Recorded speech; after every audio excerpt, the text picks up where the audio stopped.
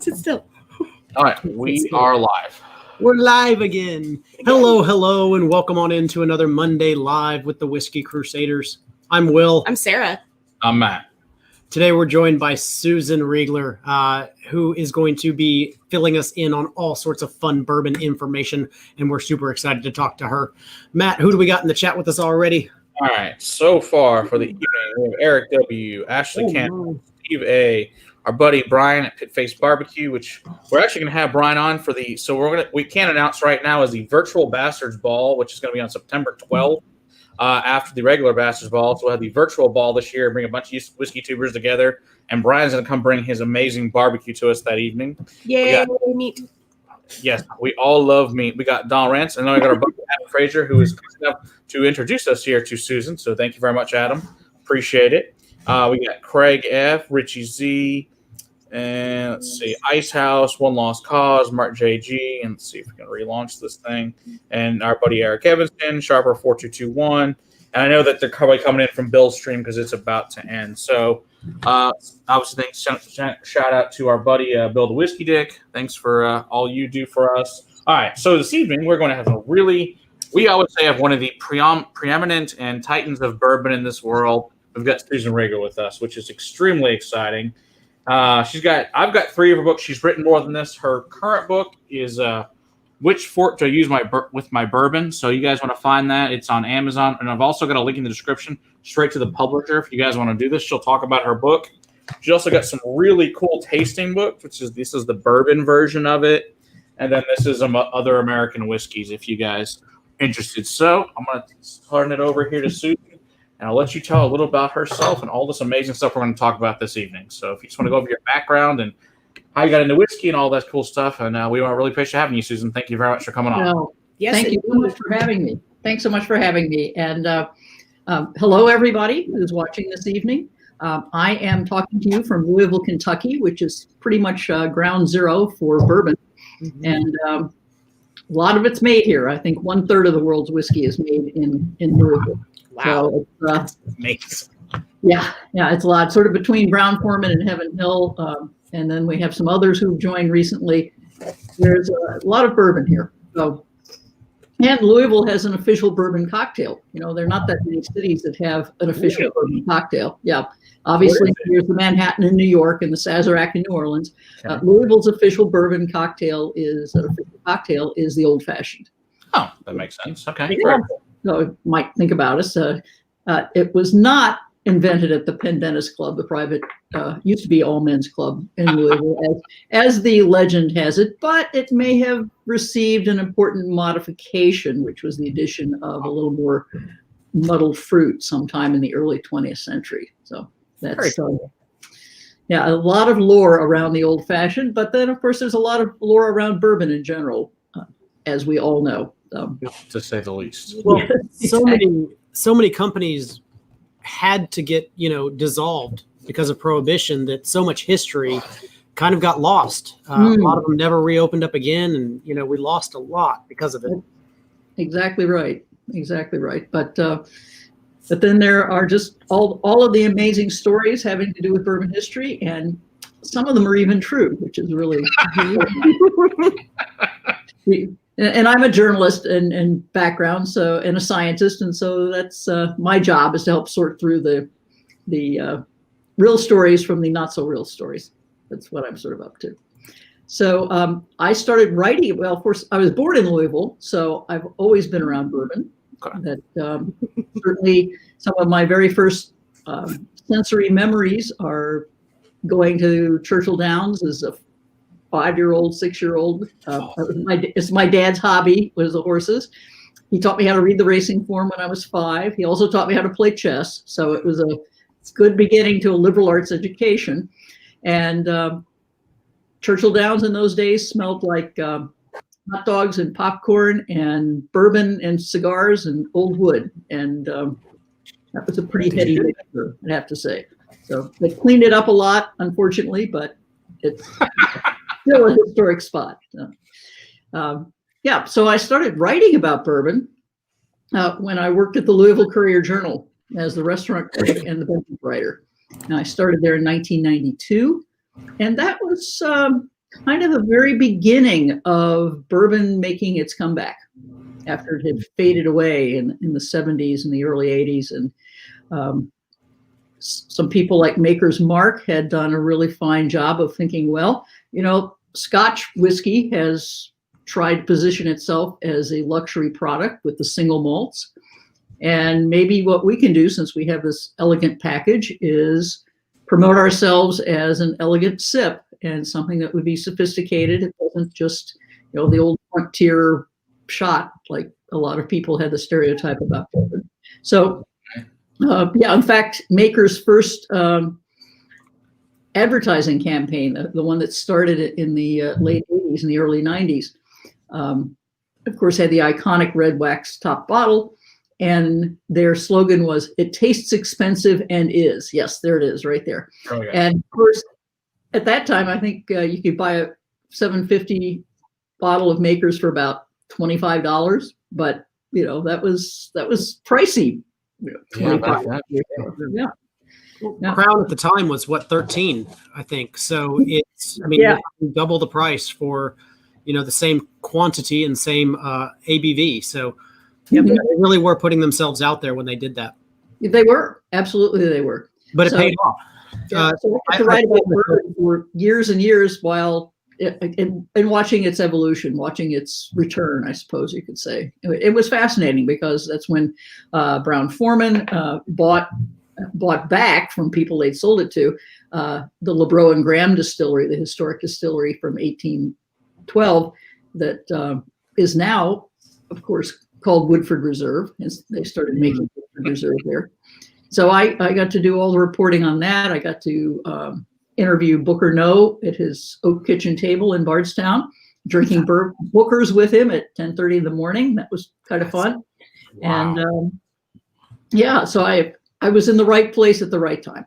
That's what it came to. So wrote a lot of articles about bourbon and then started writing bourbon books. So there we are. That's the thumbnail version, I suppose. So. Well, you said Maker's Mark, so I had to pour something. I don't like having an empty glass for too long. Gone too long. And so as soon as you said the first thing you said, I went ahead and poured. It was this was the first one that you really kind of dove into and started reporting on? Probably not. I think probably it was really reporting came with Woodford. Some reporting with Makers. So that's I'm really hard pressed to think about which one was really the thing I talked about, because that was a while back now, and there are a lot of bourbons out there. So absolutely, to say the least. So when you started in the industry, on average, how many bourbons were out there approximately compared to like today? Hundreds and hundreds of different bourbons now. Right. My bourbon tasting notebook, which I wrote with Mike Veach, we have nearly 350 bourbons in there, and we're working on the next edition, and we'll easily have 400, if not more, in it. So wow. Yeah, and basically we do.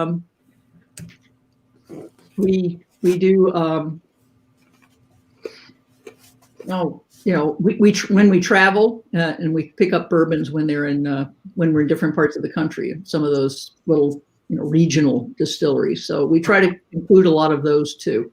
So that's been kind of the process. But back in the 90s, I could say there might have been, maybe 50. Wow. I have to go back and look, but oh my gosh, that's such a huge explosion. Oh my god! Because, Heaven Hill and what is now Buffalo Trace have always had several brands, but not nearly the number that they have now. Heaven Hill bought a lot of brands from distilleries that went out of business, kind of in consolidation in the 60s. But certainly, there weren't that many around at that time. Ashley's wanting to know, what bourbon did you and your father drink most often? I'm really, really embarrassed to say this. My father drank vodka. Okay. That's awesome. It was my mother who drank bourbon, and Mom drank Maker's Mark, Yes. and later she liked Woodford. Yeah. That's too funny.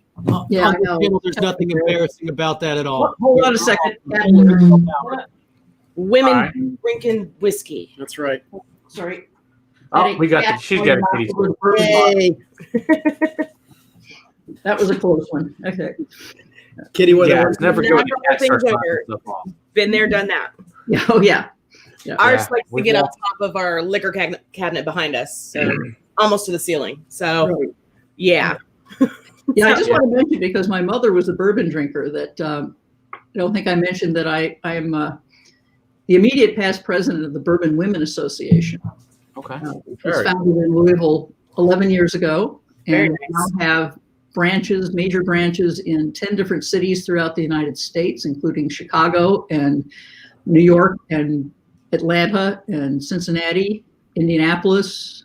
We have a Texas branch, a Tennessee branch, and we had we usually have an annual conference in Louisville called the Bourbon Women Symposium. Mm. And of course, we Heard of couldn't do it this year, so we had a virtual conference that was streamed live. Well, we had a lot of pre-taped segments, but a lot of it was streamed live with questions and answers. And we had over 64,000 hits on our Nice. right. And we had people from all 50 states and several countries. So Very cool. Here's another question here for you. And I think we're going to get to it here pretty soon because we have some MGP juice in our little sample collection here. So I have a feeling that question might be coming up here in a little while, but okay. I think it went ahead and threw up there. Yeah, why don't we want to get back to MGP when we get to our Yeah, that'll work. We'll get back to that. Yeah. that'll work from MGP bourbon later on. Yeah, that'll work. Also, I want to get Eric's $5 super chat. Thank you, Eric. We really appreciate it. Looks like fun. Cheers. Cheers. Thank you very much, Eric. Appreciate it. All righty. Okay, you want to dive into our sort of whiskey deconstruction here? Yeah, let's do that. Let's get into that. I also want to give a shout out to our buddy Scott over at My Bourbon Journey. Thanks for being, and Jason over at the Mash and Drums. You guys haven't checked out those channels, please do. They're both amazing and awesome guys. All right, so let's jump into the bourbon. Okay. Well, what do we want to start with? What I decided on tonight was to do some, really explore one of the growing trends in bourbon making right now and whiskey making, rise to it too, is the finished whiskey. That is where the bourbon's taken out of its original barrel and put into a secondary barrel and aged a little longer to sort of play around with the flavors. Mm-hmm. And I think that makes a lot of sense, given it, as I'm sure we all are aware of, that somewhere around 70% of bourbon's flavor comes from the aging process. That's what vast majority of distillers will tell you. And of course, 100% of the color, but so much happens in contact with the wood. Mm-hmm. And I think that's very much what the distillers who are pushing the envelope a little bit with some more flavors by trying these secondary barrels, that's what they're all about. So first thing, though, we're going to start with a really reliable baseline bourbon, which is Old Forester, 86 proof. And of course, Old Forester is celebrating its 150th anniversary this year.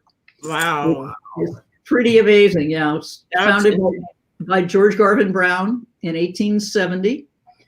Brown was a pharmaceutical salesman, which meant he was also a whiskey salesman. And he was getting complaints from some of his customers, some of his physician customers, because, at that time,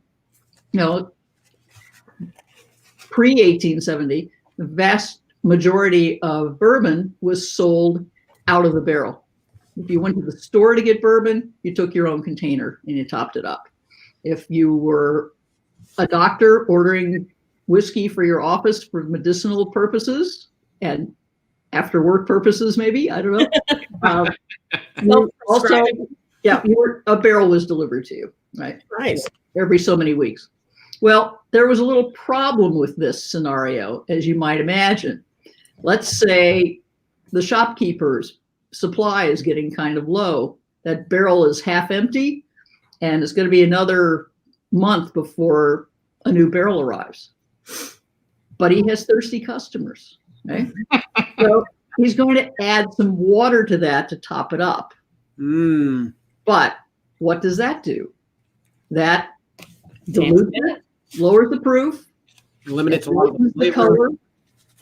So what's the solution to that? Well, chemistry. You add some kerosene to that barrel. So that'll up the proof, right? There's plenty of that around the store, so you just dump some in there, right? Okay. Oh, that makes sense. Now, of course, it's kind of light colored, so you could add prune juice or tea or creosote, or my personal favorite, the leavings at the bottom of the spittoon. So nice. All those things darken up the whiskey, right? Horrible. Yeah. Right. Or on the way to the doctor's office, the guys who are driving the wagons with the barrels in them, it could be a cold day and they need a little warming up. So they're going to tap into that barrel and take some out. And they might add some water to that and who knows what else on the trip between the distillery and, Sounds like kids getting into the liquor cabinet and don't want to hear stuff. It's pretty cool. So, believe it or not, George Garvin Brown was getting a few complaints from his customers about the quality of his whiskey. And Brown came up with this idea that he was going to sell his bourbon exclusively in sealed glass bottles. And he was going to put his signature on every label to guarantee the quality. Now, making bottles at that time was not a mass production process. They had to be hand blown. They were expensive. So his whiskey was going to be more expensive. But Brown took the gamble that if I could charge a little more, but people are going to come back because of the quality of the whiskey that they're buying. Then he named it Old Forester, not because of some lumberjack friend of his. Okay, he named it after Dr. Forester, who was a prominent Louisville physician, because if a doctor's name is on it, then of course that guaranteed its quality.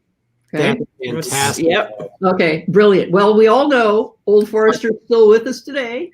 It is the only bourbon still being pre-prohibition brand still made by its original distillery, which is amazing.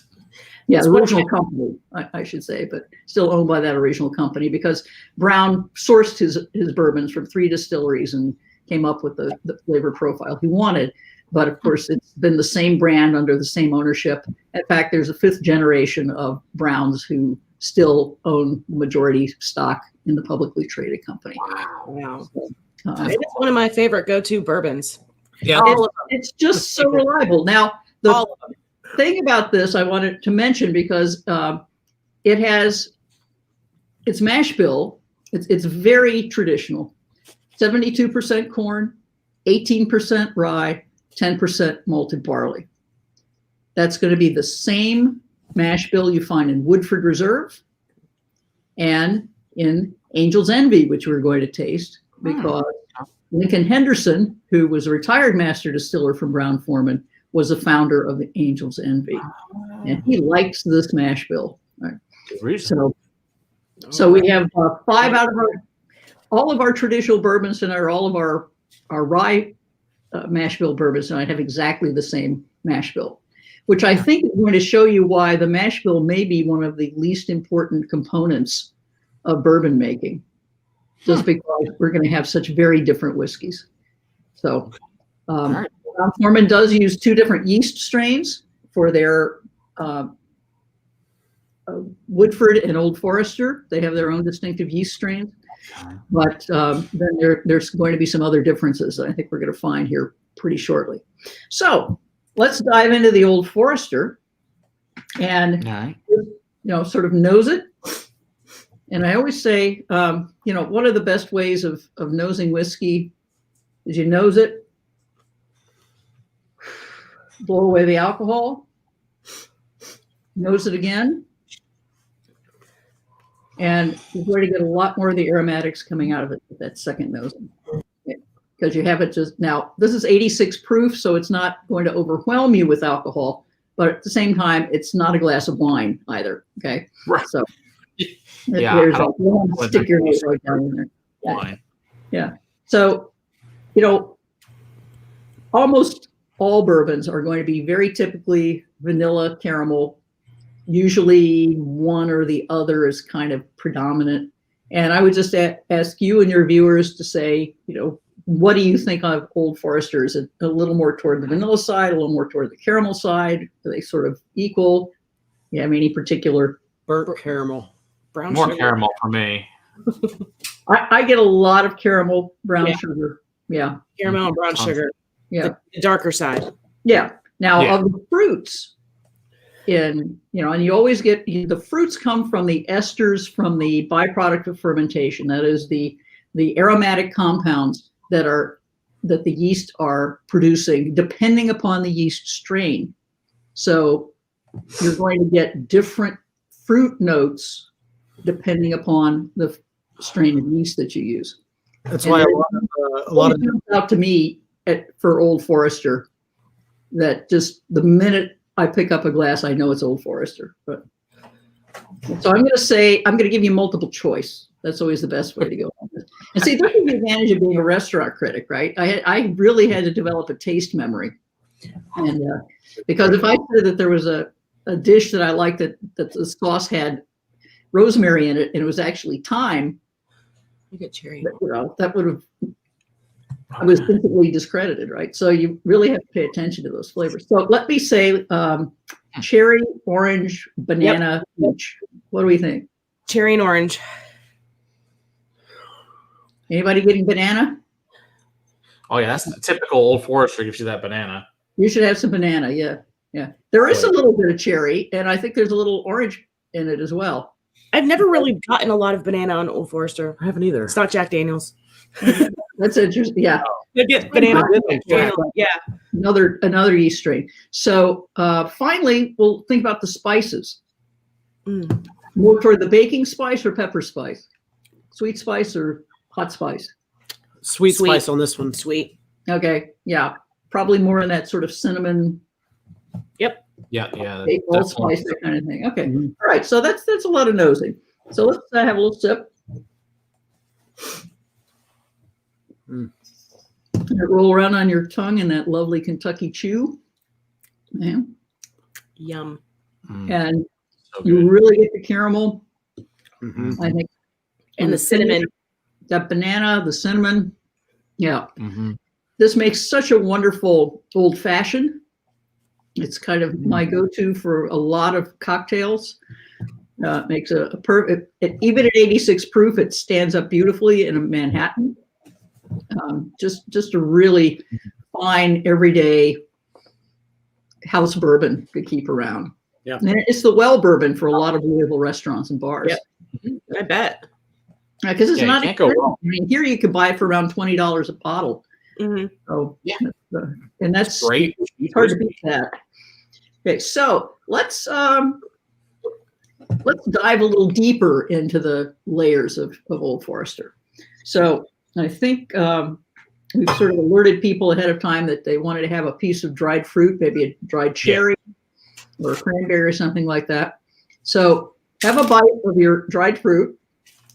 Okay. Grab that. Chew that up. Right.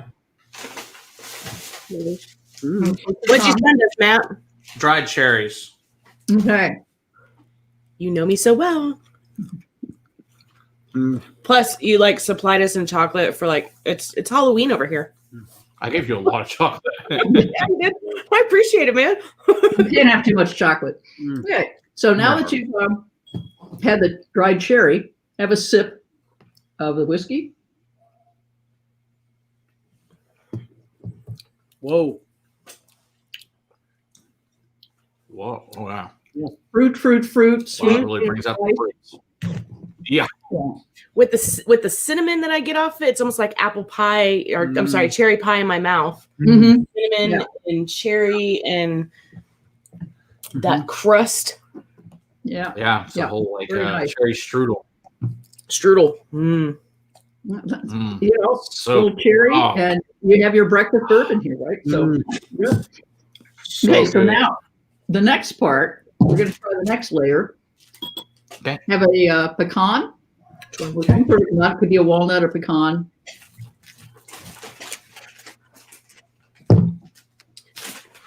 I'm going in deep here for you, Matt. I'm generally not a pecan liker. That's okay. Yeah, There's no object to this.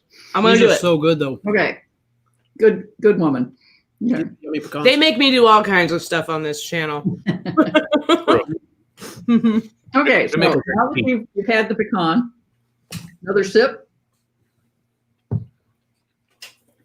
Oh wow! It's like the wood note got turned up to The 11. wood. Yeah, the wood goes through the roof. Uh-huh. Okay, so you're really tasting the thyme and the oak. The fruit is gone. Yeah. The fruit completely. is a happy memory. And I don't even get like a nutty on it. It's just the It's oak, just the very wood. char. Yeah. You're gonna get the oakiness on that. So yeah, that's definitely what's coming through on that. Yep. So now you should have a caramel candy at your disposal. See, you're taking one for the team too. Yep. It's often best to unwrap these ahead of time, especially at the early part of the tasting before you've gotten into too many. With the wrapper. Yeah, they require so much dexterity. So, no. Okay, so now you have a caramel candy. So have a bite of that. Don't take too big of one. Mine are very chewy that I happen to get here locally. I bit off a small bit because He's not the caramel fan. I'm not the walnut fan. Okay, now you've had your caramel, have another sip. Whoa. Have you gotten the balance back? You sort of should pull all those flavors back together again. a little bit, Yeah. and then there's It's just almost- this caramel kind of sweetness in my mouth still. Uh-huh. The Well, finish yeah. way. Which goes very well with the Old Forester profile anyway. So Absolutely. it's pretty good. So. Get down here now. I want to give a shout out to our buddy Bill, the Whiskey Dictionary. Thanks There for he being is. in here. Being a Thank you, naughty Bill. kitty. Yeah, Naughty cat. nerve-wracking having been playing on those shelves full of whiskey, but When we first started, he was in this one, but this is Uh-huh. usually closed unless we're sitting right here. So okay, good. he's knocked some stuff down before. It was not a very good day. No. It's a cat thing, isn't it? So Yep. yeah. Get down here. So now we get back to our topic of the special finishes, and this is exactly what Old Forester was trying. You may be familiar with their Whiskey Row series. The corporate offices of Brown-Forman for many years, George Garvin Brown's office was on Main Street in Louisville on Whiskey Row. This was pre-prohibition. And Old Forester a few years ago started to release different expressions of their whiskey. There's only been Old Forester 86 for decades, or just one expression of Old Forester. They changed the proof back and forth a little bit, but for a long, long time, it was the 86 proof. They released Signature that was 100 proof a few years ago, and then they started the Whiskey Row series, starting with it 1870 to commemorate the founding of the company. But just the last one in their series that they've done is called Old Forester 1910 Old Fine Whiskey. And yeah, there it is. There it is. And the 1910 commemorates an event at the bottling facility for Old Forester where there was a fire.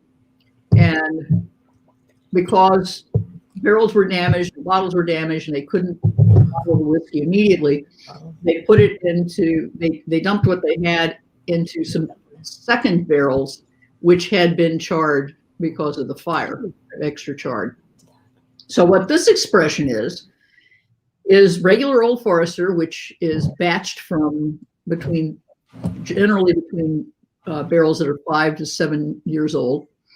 They take that batching, and they put it in a second barrel that has been charred so deeply that it would fall apart were it not for the iron bands holding the stave together. Wow.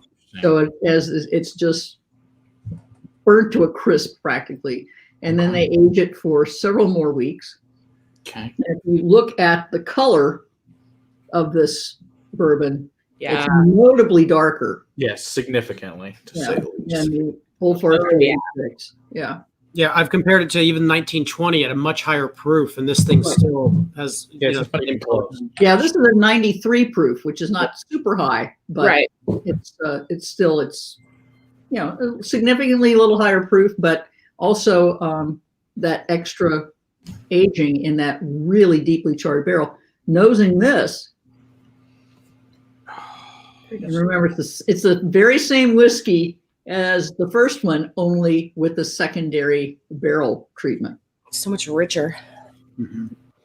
So much chocolate. Chocolate. There's chocolate. I think there's a light smokiness to it. A little bit char. Yeah. So Yeah. have a little sip on that.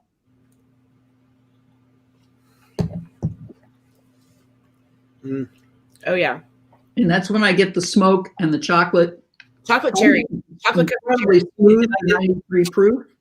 This is the first one that I'm getting more like of a banana note on it, like a chocolate covered banana. Okay. Yeah, absolutely. Yeah, the banana's still there. See, I get chocolate covered cherries. Yeah.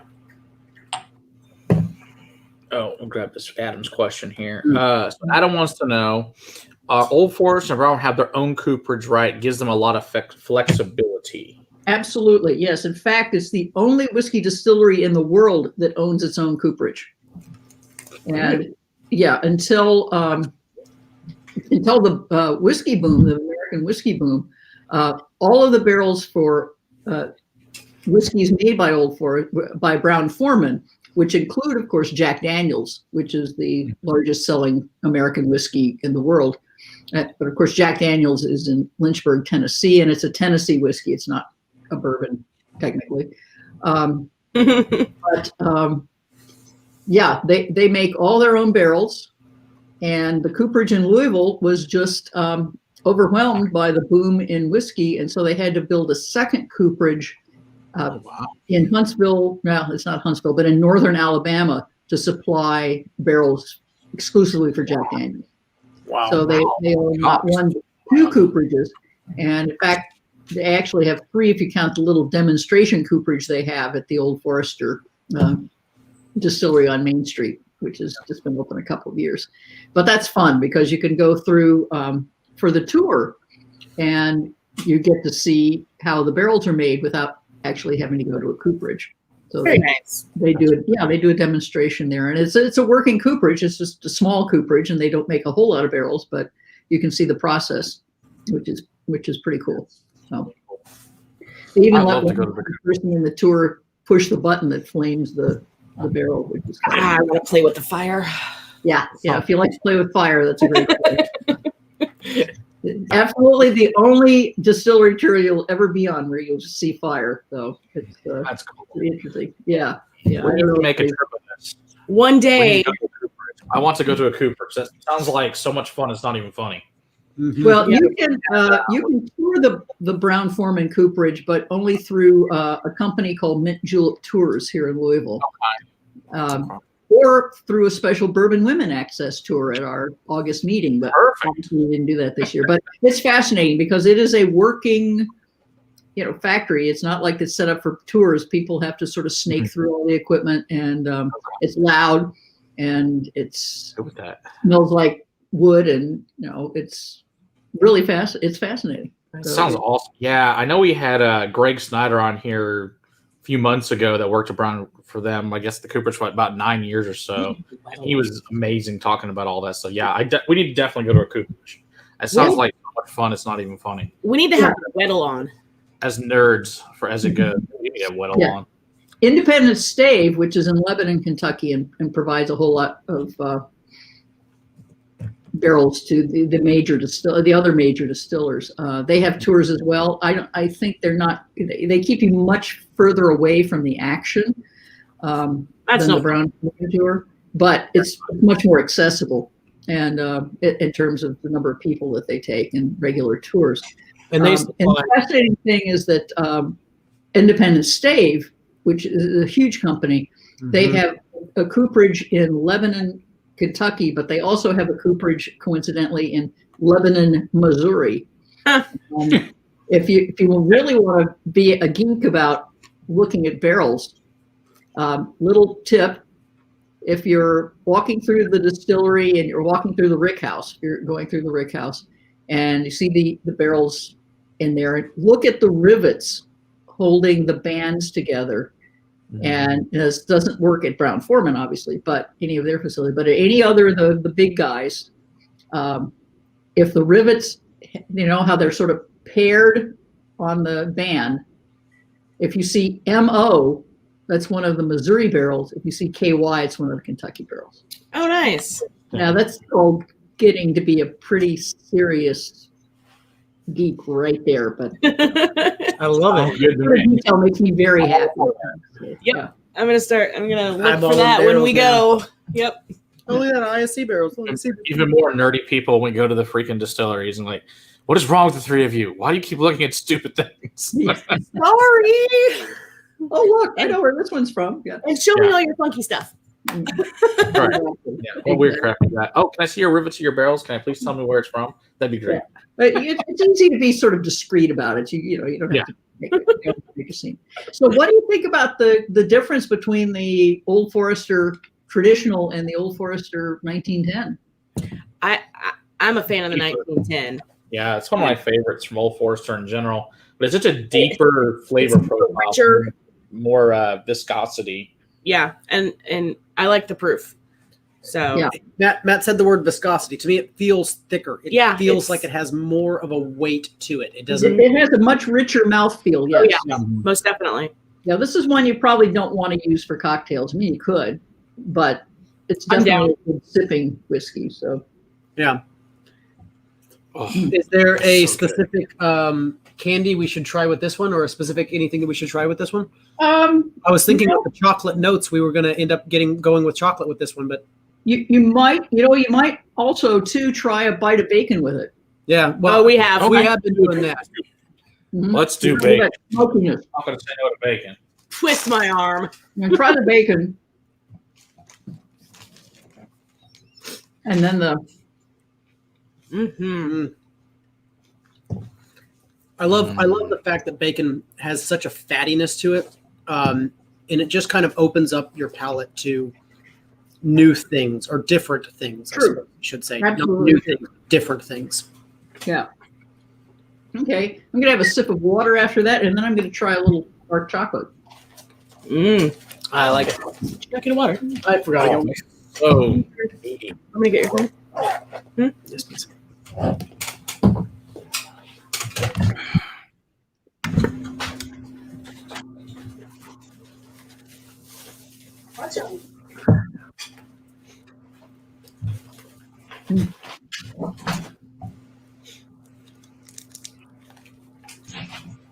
All right, that's pretty amazing with the chocolate. Oh, yes. Talk about amplification. And then the finish just keeps going and going. We're doing the Giardelli. Yeah. Are you doing 72 or 92? I'm not sure. I just broke off a square from a package in my kitchen, but I think it might even be 80. I don't think it's going to matter a whole lot here. Yes. But dark chocolate will be different from milk chocolate. That's the tiniest piece of chocolate ever, man. All right, give me that. Stingy. We got a super chat here from Brian. We got he says, got to head to bed. Hope to hear a Booker's Nose story. I would love to hear your thoughts on pairing with smoked meats. It's a fascinating discussion. Yeah, and Booker smoked thanks, his own hams. He smoked his own country hams. So much. Cheers, Brian. Thanks for stopping in. And thanks for tomorrow's review video. Yes. Yeah, that's true too. Cavalon Expert Barrel. That brings out so much chocolate in this. Yeah, it does. And I love it. Yeah, Love it really does. Mm-hmm. It Like goes from that char To chocolate. like a pure, like dark chocolate. Mm-hmm. That's really fun. And if you think about it, maybe you're out in a restaurant and they have a chocolate mousse or a rich chocolate cake dessert. Yep. Order a little 1910 to go with that dessert would be really Fingers lovely. crossed they have it. Yeah. Yeah. And there's that. See, now I got to think about whiskey order with my dessert now. This is a good Yeah. idea, though. Well, that's one of the reasons that Peggy and I wrote the book. Not to Nowadays, this, right? I put the book up. What do you Yeah, got? Peggy Noe Stevens, who is the founder of the Bourbon Women Association. The two of us wrote this new book. So, I absolutely love the name of this book, by the way. Yeah. oh, thank you. Look at this cover. What a cool! It's an awesome. I know I have looked through it so far. It's a great book. Thank It tells you deep all about dives on tastings and pairings and all of that. So it's not just about entertaining, but also, people want to know how to do tastings in their homes. You can practice on your own. It's fine. And we have all kinds of tips and a couple of a big chapter on cocktails with a variety of ways of using bourbon that people may not have thought about before. So. And some recipes on dishes that would go with whiskey. all of these are good things, which is fantastic. Yeah. All right, we have a question that says, do you all commonly eat with your whiskey? I normally drink mine after food to try and work on learning palates. Certainly. I mean, I know when I go to a restaurant, I almost always want to pair my whiskey with whatever I'm eating. I mean, pretty much every time. I'm very specific at what I order to go with my meal. I don't know how you guys feel about that, but that's what I do. I don't typically drink whiskey with my meal unless I'm having something like steak. I like to have a whiskey with that. I'm more of a snacker with my whiskey. I like to pair my snacks with my whiskey. Yeah. You know. And we typically have a drink or two at night in the towards the end of the evening, Yeah. and just as a wind down. So yeah, it's typically just snacking for the two of us. Yeah, I don't. Yeah. I think you'll find that if you do want to try pairing a bourbon with a meal, it's very natural accompaniment to pork. Mm-hmm. And certainly any dish that has corn in it. Of course, yeah. Obviously, because of corn being the major component in bourbon. Speaking of snacks, it's terrific with popcorn. And one of the recipes I have in the book is, and this came from my family, and I know I'm not the only one to do this, but save your bacon drippings and pop corn in bacon grease. Ooh. Popcorn with a little bit of that savory bacon note and accompany with bourbon. Very nice before dinner cocktail hour. Done. All right, I see a new video coming out about bacon and popcorn now. Yeah. We're one of those, chocolate and salty type of people. I Throw was some thinking- M&Ms in there or something, or I was thinking popcorn with caramel and chocolate maybe drizzled on top. Yeah. as a snack with the bourbon. Yeah, that'd be good. Oh, popcorn balls, yeah. Yeah. That'd be more dessert, probably. It would be, but at the same time, especially with something like this, the Old Forester 1910 that has those rich chocolate and those caramel tones anyway, it'd be a really fun little pairing. It would be very, very nice. Yeah, absolutely. Okay, so we're gonna stick with Brown-Forman for just a couple more here because Yes. we're gonna move on to Woodford Reserve. All right. And as I mentioned before, it's the same mash bill as the Old Forester. It's 72% corn, 18% rye, 10% malted barley. Wow. This was sort of a big deal when Woodford opened because they used pot stills that were imported from Scotland.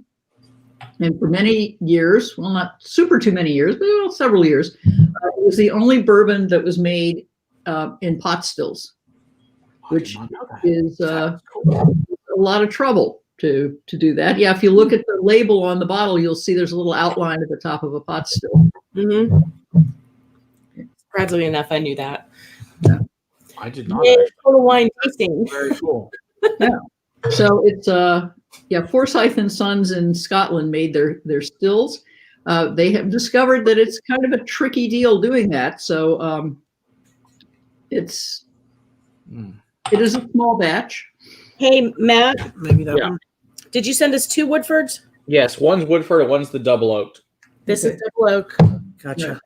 So the standard Woodford, again, we'll nose it. And remember, it's the same mash bill, but it's going to be a different yeast strain from the Old Forester. Okay. Whoa. How far away are these two distilleries as far as location goes?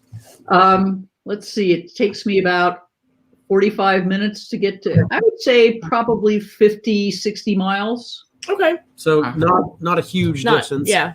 No, not at all. I'm assuming they're buying all their grains from the same source. Well, that is a really fascinating phenomenon for Kentucky agriculture, as a matter of fact. Woodford Reserve has been buying all of their corn from one farmer in Shelby County, Kentucky, which is a county that is just east of Jefferson County, where Louisville is. And it's about 3 counties over from Woodford County, where Woodford Reserve is. They have bought all of their corn from that one farmer ever since they opened. Oh my gosh. Shelby County, Kentucky, it's a large county. It's a very big agricultural county. It now has the Bullet Distillery on it, the new Bullet Distillery, which is a huge facility. There is a craft distillery, a family-owned craft distillery, Jephthah Creed. And then, of course, there are other distillers in Kentucky, a few. Yeah. Every single ear of corn grown in Shelby County, Kentucky is made into bourbon. Wow. Every farmer in Shelby County can sell every ear of corn grown to the bourbon industry. That's fantastic. crazy. That's fantastic. Yeah. So that just gives you an idea of the impact that the bourbon industry has had on the state economy, because it's not just the whiskey, but it's the farmers, the people who transport the whiskey, the people who build the warehouses, the people who have the bars and restaurants, who obviously are having a pretty tough time right now. But it's has a major impact on the economy of Kentucky. So the number of people it employs. Yeah. So it is remarkable. So anyway, Woodford, let's nose the Woodford. And this doesn't smell like the same thing at all. No, this has more of a corny hay-like nose to it. Yeah, this has hay. You might want to clean your palate a little bit with some water after that big chocolate bomb that you have.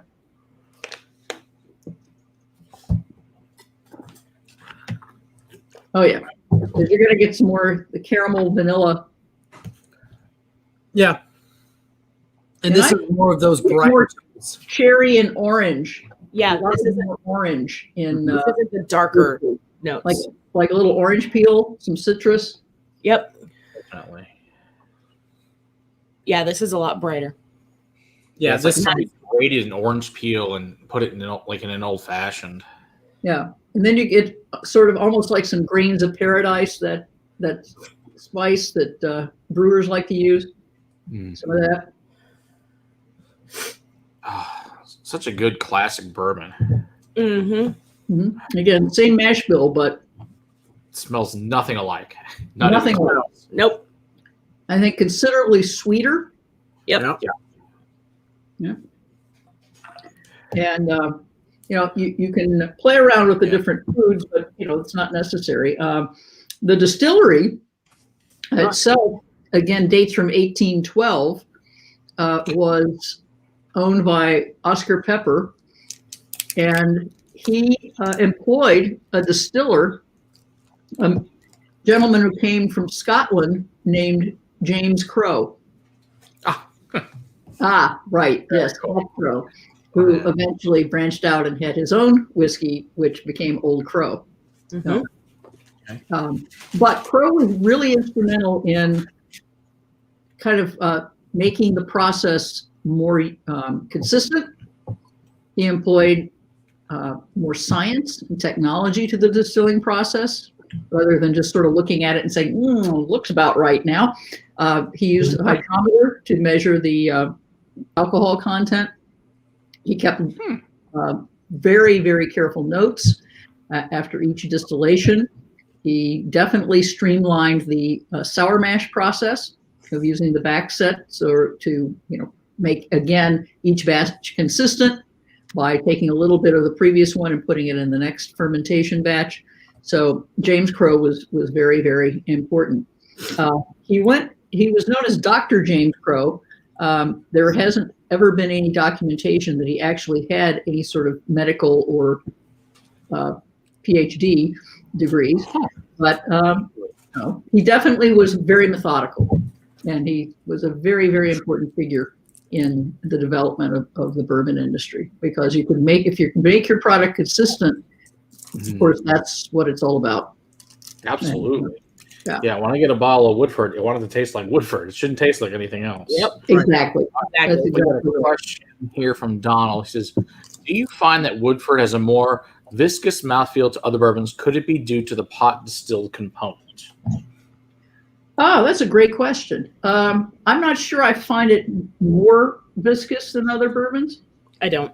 But it definitely has a really good, rich mouthfeel. Mhm. And, Woodford is, Peggy Stevens, again, friend and colleague with whom I wrote Which Fork Do I Use With My Bourbon. Peggy was the world's first female master taster. She worked at Brown-Forman, and she was in charge of the events and at Woodford Reserve when they first opened. And she's the one who developed that flavor wheel that you may have seen that Woodford Reserve. Oh, that's awesome. Yeah, and Woodford has more than 200 different flavor components in it, which I would love to find them all, right? It's a job. Think of it as a new hobby, right? I love that job. 200 different things. Yeah. Most whiskeys are, it's over 200 different flavor components, and they're going to hit you at different times, which is why I like to do the, as I call, deconstructing of the whiskey. You can use some other things. I know sometimes people use a little flake of Parmesan cheese, a very dry Parmesan for that umami. I've done that. Something like a little bit of sorghum, which is lighter than molasses, but it's kind of a similar. If maybe like a very light molasses, you might try some of that. Different types of chocolates. So it's funny that try different crackers, like a rye crisp versus a wheat thin. I did a tasting at Total Wine 2 years ago for Woodford, and they had the different, and they used the Parmesan and the sorghum and chocolate and dried fruits, and and it was a good experience. I mean, to try just the different things more so than what we have here. Right. Yeah, you can do a lot. I think even a little candied orange. I mean, they're just tons and tons of things to do, especially with this kind of citrus note, this orange note that you get from the Woodford. Yes. Yeah. Very, very definitely to do some of that. Now, to compare it to the Double Oak, I'm trying to think of another distillery that did a Double Oak or did a secondary barreling before Woodford. There may well be one, but I'm thinking that of all the expressions that were, let's put it in a secondary barrel and see what happens. The first one I recall, and maybe one of your viewers will know another one, but first one I recall is Woodford doing their Double Oak. And what they do is they take their regular Woodford, which is again aged probably between, most of them are 7 to 8 years, and then batched. And hi, buddy. Yeah, there's no age statement on the bottles, but that's what Brown-Forman will tell you. And what they did was put this in a second barrel that had been lightly charred, sort of a deep toast, a light char, and aged that for several more months, and knows the difference between the regular Woodford and the double oak.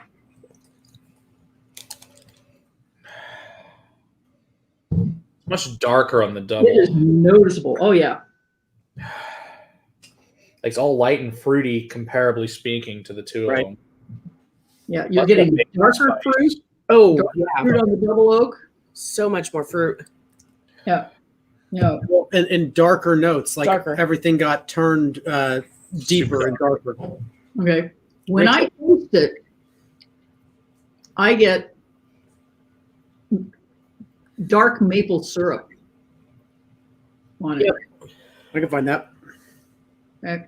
Now, this is not necessarily what I want in my whiskey, unless, of course, I'm pouring it on pancakes, and then it might be. But people really love this. In fact, Woodford Reserve was only going to do, and this is both. Oh, by the way, both this one and the regular Woodford Expression are 90.4 proof. So again, not super high proof, but rich enough to definitely hold its own in a cocktail. Mm-hmm. Very lovely as a sipping whiskey. Just a good, again, solid bourbon. But Woodford Reserve was only going to do this as a very limited edition. It was only sold at the distillery in Versailles. And it is pronounced Versailles in Kentucky. It looks like Versailles if you speak French. But yeah, it's Versailles. And it was so popular that Woodford Reserve added it to their regular portfolio. And they have some other expressions that have come out now. They do a malt whiskey, they do a rye whiskey, A wheat. a wheat. That's right, a wheat whiskey. And, they have Wheat is good. The Masters collection. Masters, yeah. So they have a variety of things, but this has been a very, very, very popular. Do you happen to know how long it's in the second barrel? It varies. I think it's about 5 to 6 months. Okay. Is what I've been told. It's a little longer than some secondary barrelings, but I would have to. You know what? I think I have a note on that. Perfect. Which happens to be underneath all of my baskets of whiskeys. So I'm going to do like the old tablecloth trick here. Here we go. Eric Evanson, we don't talk about the malt around Matt. No, I don't like that. Okay, 6 to 12 months. Okay. Okay, so it's a while. Yeah, and so it just depends. They pull it when they think it's ready. Makes sense. Because we did have the opportunity, thankfully, to try the double. Yeah. Oh yeah. Oh my gosh, that thing was amazing. I wish that would make that a regular product because that thing is tremendous. Well, you can find it at the distillery. Yeah. And that's really, and they only sell it in 375 milliliter bottles. So I need one of those in my life. When there are a lot of things, of course, I just wrote an article for a national magazine on tips for hunting for rare bourbons, and one of them is basically go to the distillery, Right. or the limited editions. Makes sense. Sort of thing. But that's the catch. You have to go to the distilleries. I'm lucky. I live in Kentucky, so I can get to the distilleries. But, getting the makers is the trickiest one because it's not off of any main road. And I remember talking to 2 bourbon writers from New York saying about their experiences of traveling around Kentucky, and they said, "Oh yeah, I think we saw every species of wildlife in Kentucky on our way because of our car." So it's a trek to get to Makers, but worth it once you get there. It's a beautiful place. But that's part of the adventure, I guess. All right. So, one more. Let's see. I'm going to do a little palate cleansing here with some water.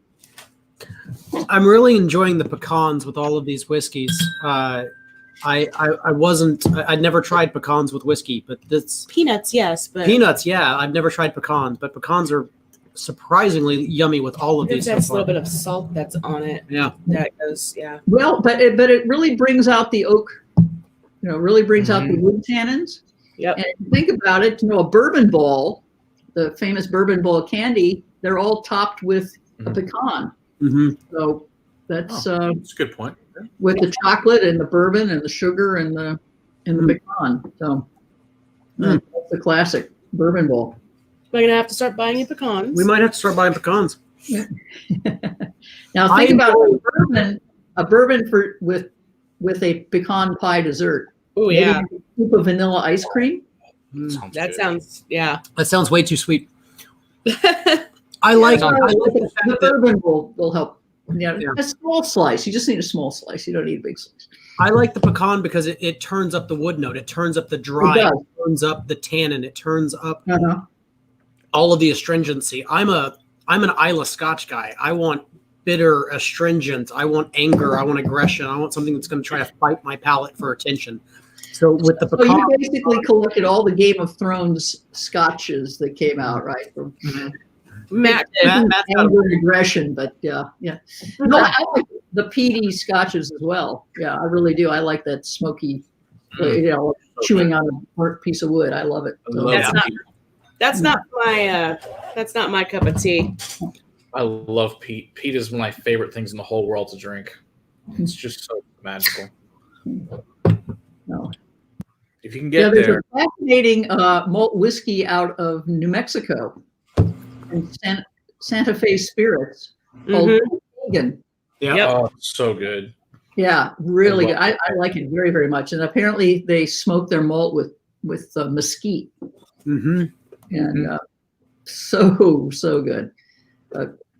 Have you But had I digress. No. Have you had a chance to try Andalusia's Striker? No, I have not. They're a malt maker in Texas, and they are smoking their malt with hickory, mesquite, and Applewood. applewood. Thank you, Matt. Yeah. Mm. And it is making a really, really interesting flavor as well.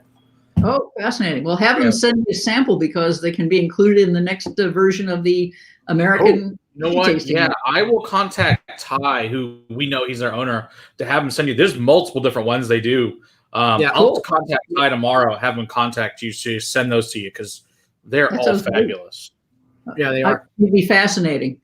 Yeah, Mike Okay, and I I are will- in our tastings because of distancing, but we'll catch back up. We're pros. We'll catch back up. Okay, so the last one we're going to have tonight of the same mash bill is from a different distillery. All right. Yeah. Don't look worried, Matt. We do have more to come, but I was just saying the last ones of this mash bill, that 72% corn, 18% rye, 10% malted barley, is Angel's Envy. Okay. And the Angel's Envy brand was founded by Lincoln Henderson, who was the distiller who developed the Woodford Reserve brand for Brown-Forman. Okay. And he was an absolutely wonderful gentleman. I have several great memories of Lincoln. Unfortunately, he passed away a few years ago, but he just had this very distinguished, short, trim white beard and just had a real presence about him. There was a bourbon event, a bourbon dinner out at Woodford Reserve when I was still restaurant critic at the Courier Journal. And it was apparently the first time I met Peggy Stevens because she was running the event, but she remembered me, but I didn't remember her, which I think is hilarious. It was a black tie, formal dinner for women, a bourbon and cigar night. And Interesting. yeah, it was really fun. It was kind of a precursor to Bourbon Women, actually. As I said, Peggy was the brains behind it. And I had smoked a cigar or two before, so I brought my own cigar cutter. And they had a tobacconist there who was instructing people on how to smoke a cigar. And I'd already removed the band, trimmed my cigar, lit up. And I had ash that was about that long on my cigar. And I remember a woman at another table looking over and saying, "Ooh, we really have ash envy over here." Pretty hilarious. But then somehow or other, Lincoln and I wound up down in the distillery. He's wearing a tuxedo. I'm wearing long black formal wear. And we're tasting the new make whiskey right off the still and swirling and spitting it out on the concrete floor. And I thought, this is great. Only in Kentucky can you come to a black tie whiskey dinner and wind up down in the distillery swirling and spitting new make whiskey with the master distiller, right? Sounds wonderful. Yeah, it was great. So we all miss him who knew him. He was such a lovely, a true gentleman. And he and his son started, his son Wes, who's still in the head of the company, started this brand with that same favorite mash bill from Brown-Forman.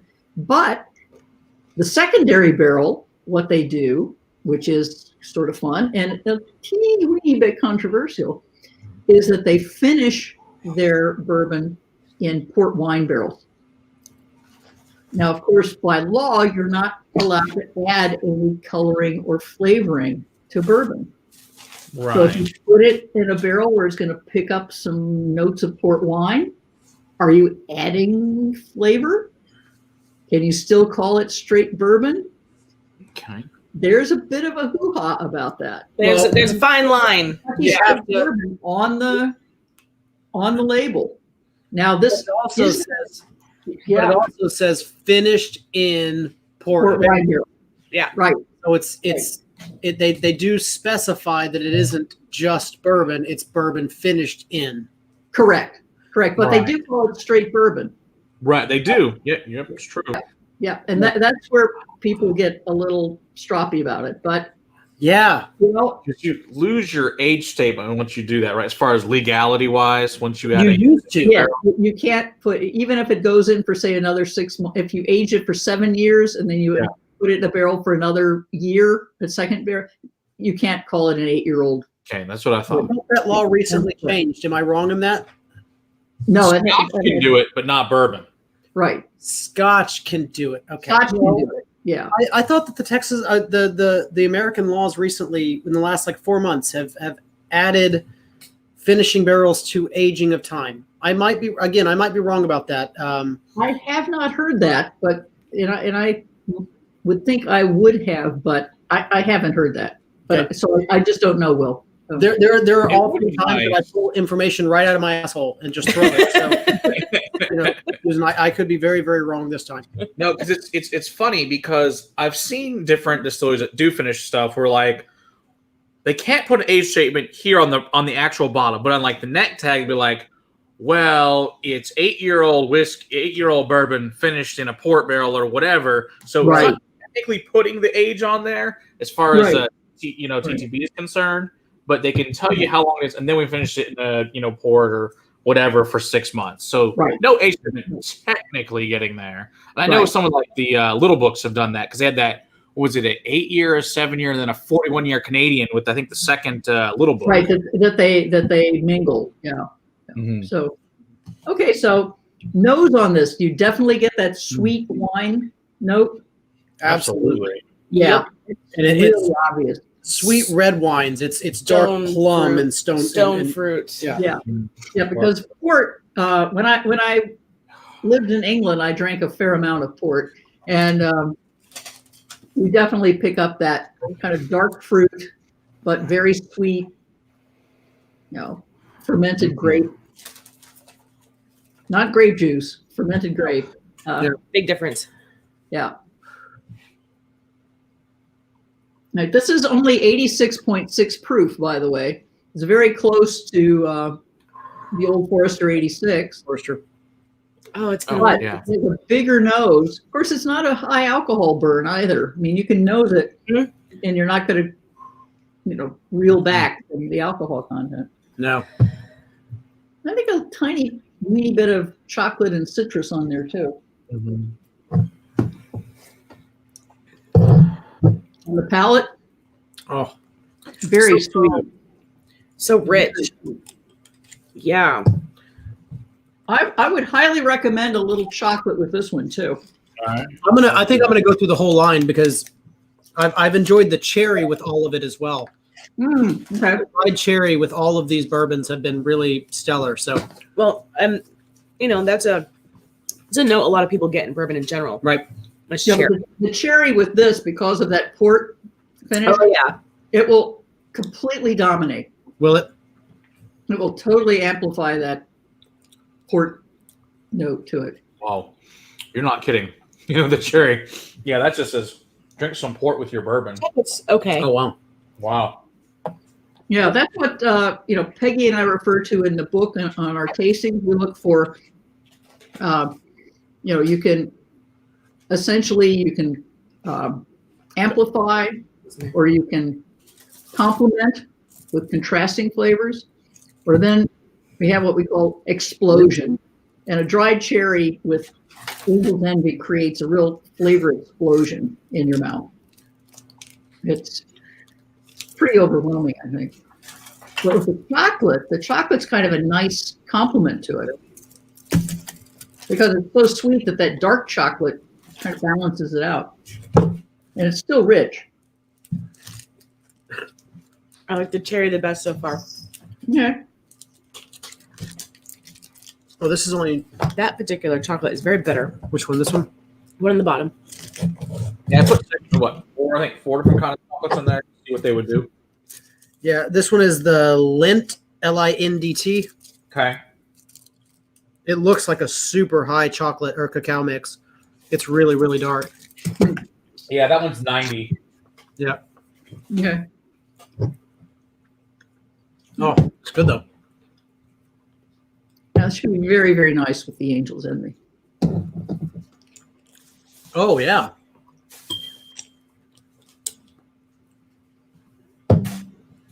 It adds a richness to it. It adds a depth that it doesn't normally have.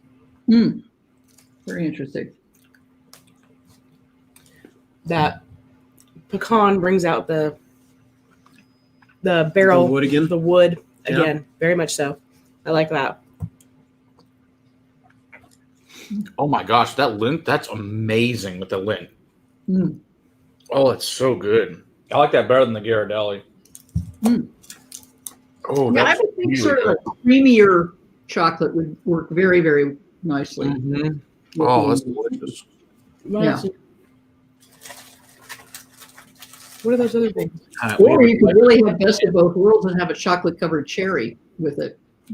It's a good idea. Yeah. So Anthony wants to know, does anybody know what port company Angel Envy uses to get their barrels from? Any idea on that? You know, I did know they are marked on the barrels. You can see the barrels. Oh, okay. Yeah, when you visit the distillery, they have some of their barrels aging in the back, and you can see them. Very cool. But I do not remember. I'm pretty sure they're Oloroso from that region of Portugal, but I don't know the specific port company that they get them from. Okay. Very cool. Yeah.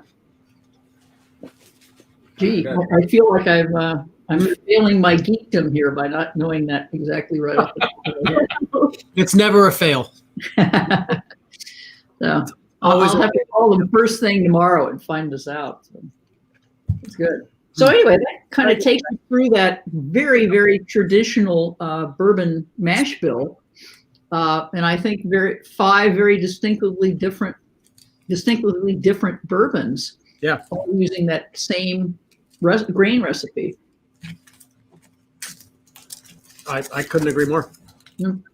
Okay, so now, as they used to say on Monty Python, for something completely different, we're going to head over to Maker's Mark, All right. the home of wheated bourbon, and of course, Bill Samuels Sr. always confessed that he got his recipe from Pappy Van Winkle, because Pappy Van Winkle liked wheated bourbons. That's what the famous Old Fitzgerald was. A historic note for this week, since strangely, this is Derby week in Louisville. Right. Thank you very much, Hendon. But the Stitzel Weller Old Fitzgerald Distillery opened on Derby Day of 1935.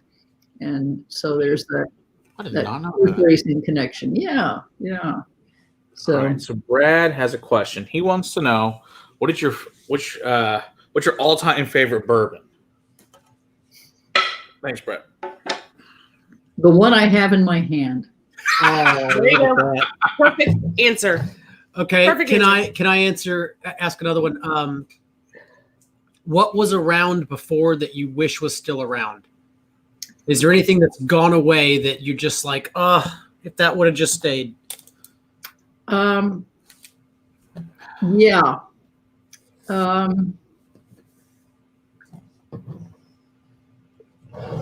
I think some of the old Fitzgerald expressions that Heaven Hill, when they bought the brand, kept for a while but have stopped making. Yeah. I think that would be a bourbon that I wish was still around. Yeah. Nice. So was it 1879 or 1879? One of those. Yeah. That was a really fabulous bourbon.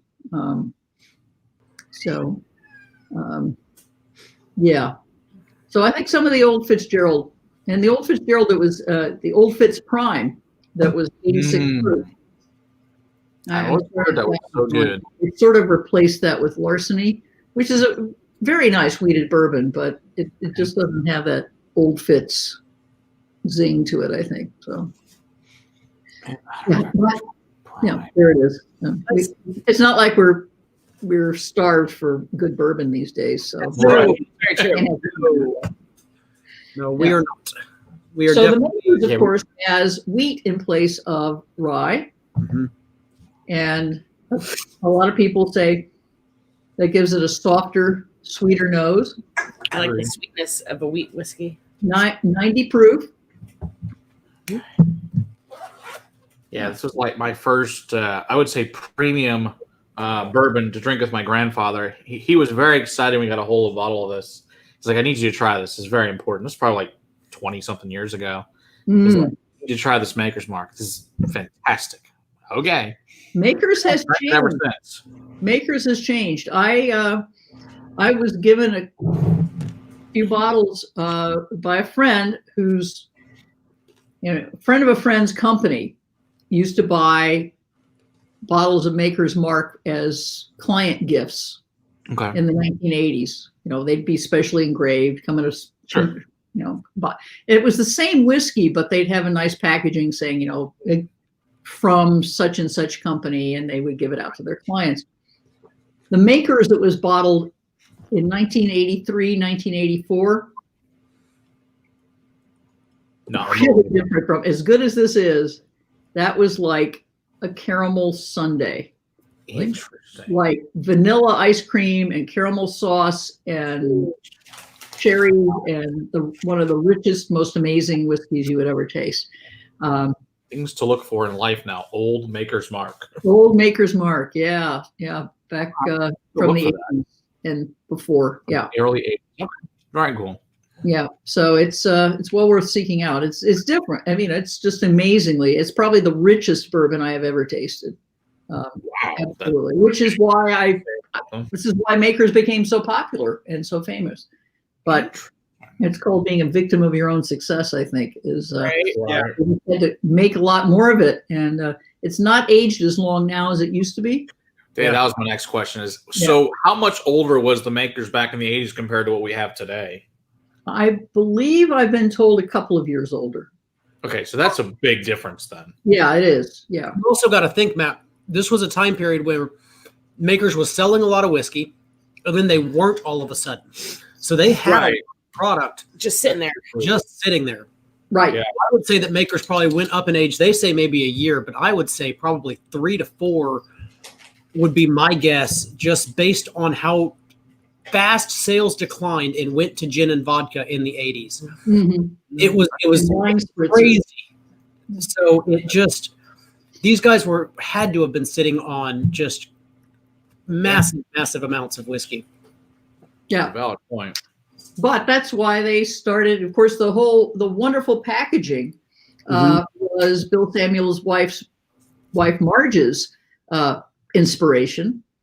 She was a pewter collector, and she thought, the mark of the maker, you have the maker's marks on pewter, the little seal that goes on the metal. And so that's the Star Hill Farm seal on the front of maker's mark with the little stars.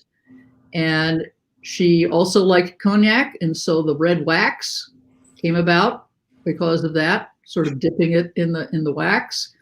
She experimented with wax formulas, and she was the marketing genius behind the Maker's Mark brand and name. And you walk into any bar, any liquor store, what's the bottle you can spot? Always Maker's Mark. Oh, always Maker's. Uh-huh. Yeah. It's absolutely nice. What year approximately did she start doing that? Was it in the 80s when she started dipping the red wax on it? No, it was the 1950s. It was 50s when this started. Okay. Yeah. Right. That's and she was also the one that decided it would be great to have a distillery that would welcome visitors. And Maker's was the very first distillery that had regular tours. Really? For people. That's cool. So I credit Maker's Mark with really starting the bourbon tourism industry in Kentucky, the post-prohibition bourbon tourism industry. And they have a beautiful place. Okay. Chocolate? Now, you said these guys are kind of in the middle of nowhere, where this distillery particularly is, more or less? Right. Okay. Yeah, it's southwest of Bardstown. So you go to Bardstown, and then you go for another half an hour to get to Maker's. So it's like and don't follow GPS. Follow the instructions you'll get on the distillery's website. Because you can still be driving around out, and you could wind up. It's not that far from Lincoln's birthplace, so you could wind up in Hodgenville, and you'd still be wandering around out there. So yeah, and going at night is extremely tricky when they do their Christmas holidays. They're open at night, and don't do a lot of tasting before you try to get home. It's not a good idea. Yeah, finding yourself in a ditch is a bad idea. Or just still driving around some little byway and Uber. Yeah. Well, I don't think an Uber driver would get out very easily either. But yeah, And the chocolate are so good with this. Yeah. Oh, with the Makers? Oh yeah. Yes. Makers would be great with chocolate. The chocolate, especially to me, was a massive standout with the Makers. The Makers typically has a real shininess to it. That I don't enjoy. It's almost cloyingly sweet, like just like metallic sweet. The chocolate, though, just completely eliminates all of that note. And did you use a Dove? Uh-huh. Yeah. Matt, have you tried any of these with that Dove chocolate? Not yet. It's a smoother chocolate. Try that one. Okay. And It's probably closer to 60% dark chocolate, though. To me, it makes a difference on the taste. Yeah. There's more. We have a chocolatier here in Louisville who makes fabulous bourbon chocolates. That sounds They're not bourbon balls; they're chocolate truffles. Ooh, that that's sounds so good. And the company's called Art Eatables. And you can It's too bitter. Google them, and you can order from them on the internet. But she very carefully pairs particular bourbons with particular types of chocolate to make her bourbon truffles, her chocolate bourbon truffles. We need to do this. That sounds delicious. It is absolutely delicious, and I highly recommend going to it. Again, it's Art Eatables, and looks like somebody has had the problem of trying to find Maker's Mark with GPS. It's not pretty. It's not pretty. No. Yeah, the first couple of times I went to Maker, somebody else was driving, so I had no problem. They'd been many times, but Perfect. yeah, So that's the solution. Find someone who's been there before. yeah, right. It's a little better marked now than it used to be, but it's still they can have a lot more signs. Yep. Yeah, you don't want to be responsible for a lot of roadkill either. So the mess and the guilt, they're both bad. Okay, so we had the good old regular makers. Okay. And now we have makers 46. And now this is a little higher proof. This is a 94 proof makers. And this was Bill Samuel Jr.'s brainchild. Wow. Okay. When he was getting ready to retire as CEO of Makers, he decided he wanted to put his mark, so to speak, on the brand. And this was the first time ever in the history of the company that they put out a different expression from the standard makers. Oh my gosh. The very first time, yeah.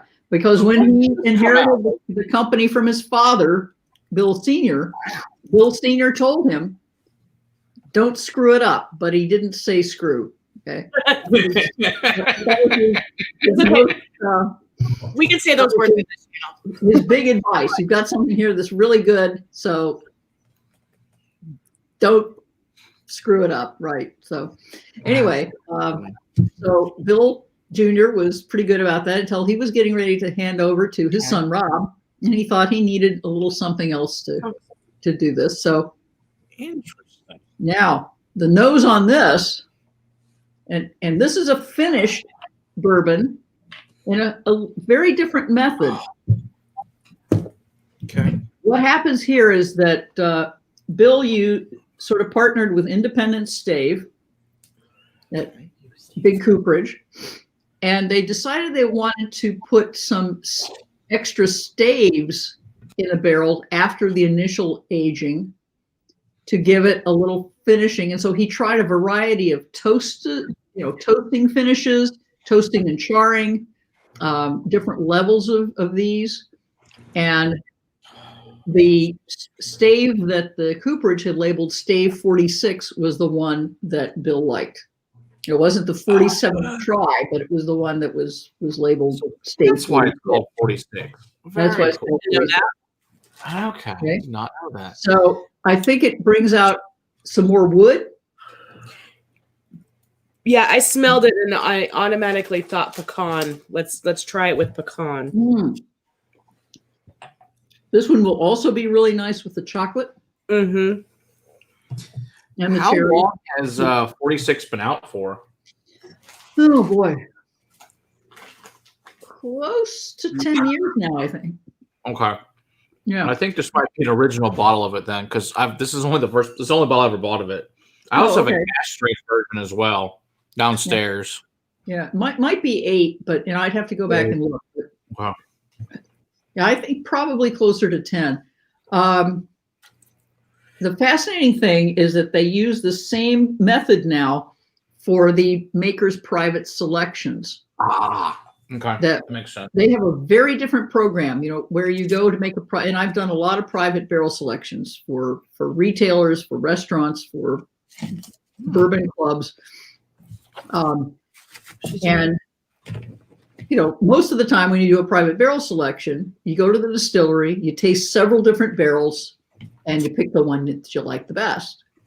A variation on that is at Woodford Reserve. You pick several different barrels, and then you batch 2 of those barrels. Okay.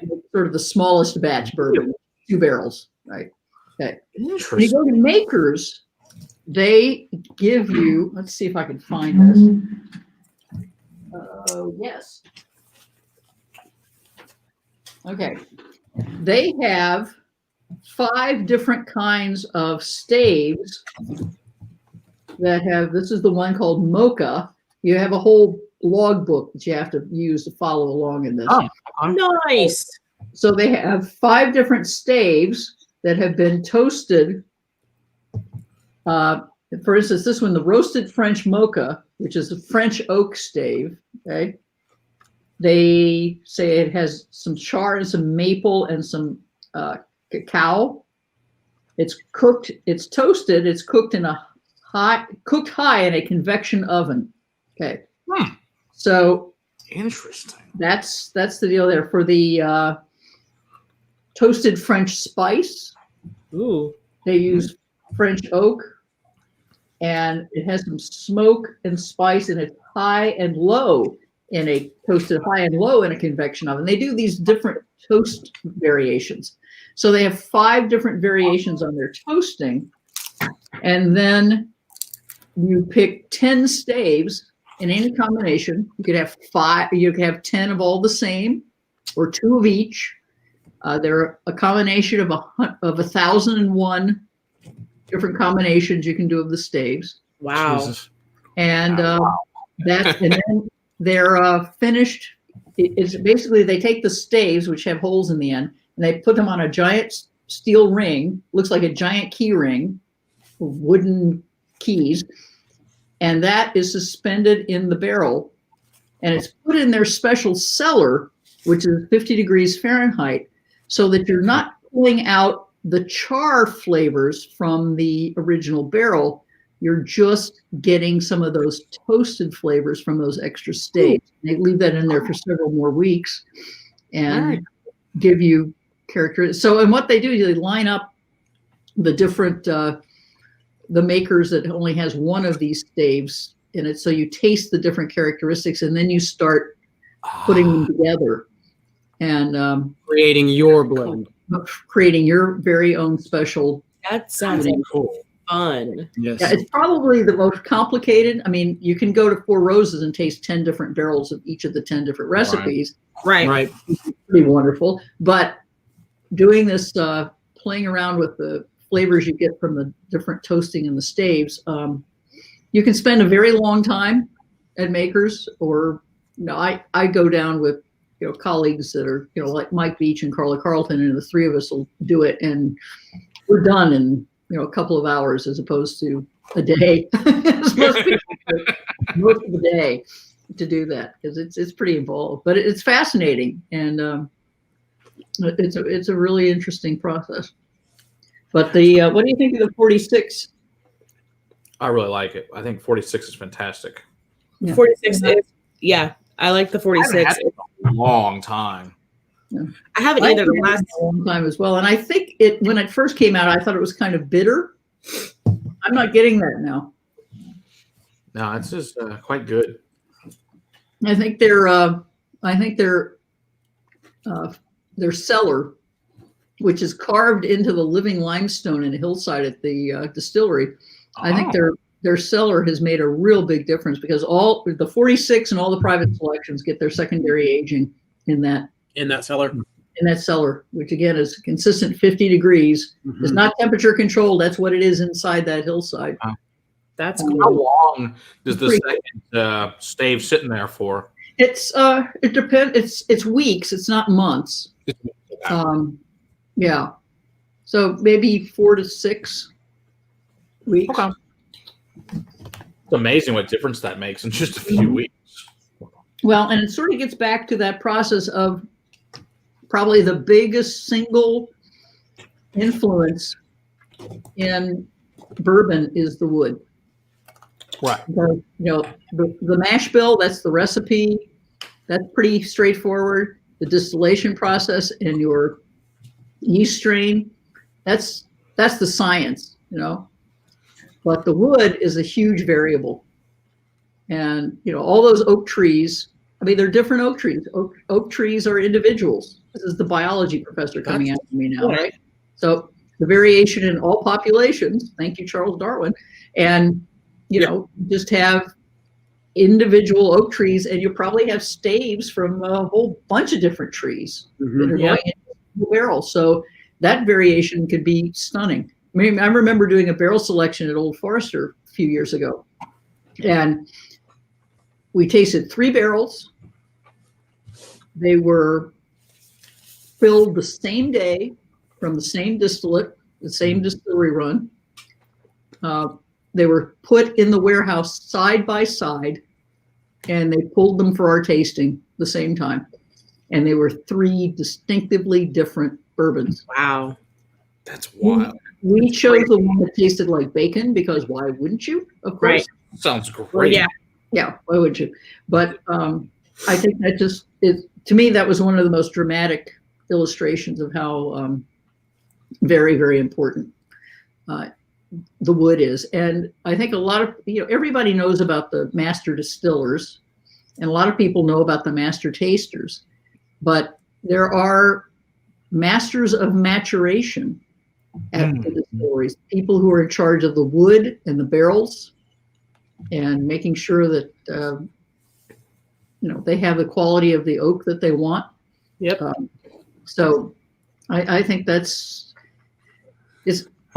close to magic, but it's definitely the most variable component, I would think, in making bourbon. And that's why you have to get a consistent flavor in something like Old Forester. They batch hundreds of barrels, hundreds and hundreds of barrels just to get that, because you might get one barrel that's a little off, but if you batch it with 100 others, it'll be fine. You lose it in there anyway. Yeah. Yeah. And it's impressive to me the amount of detail. I did a story for Bourbon Plus magazine last year where I got to go to the Brown-Forman Research and Development Lab. And they, it's interesting, their current assistant master distiller, Elizabeth McCall, there's so many people who've come into the bourbon industry now as distillers who have backgrounds in chemical engineering.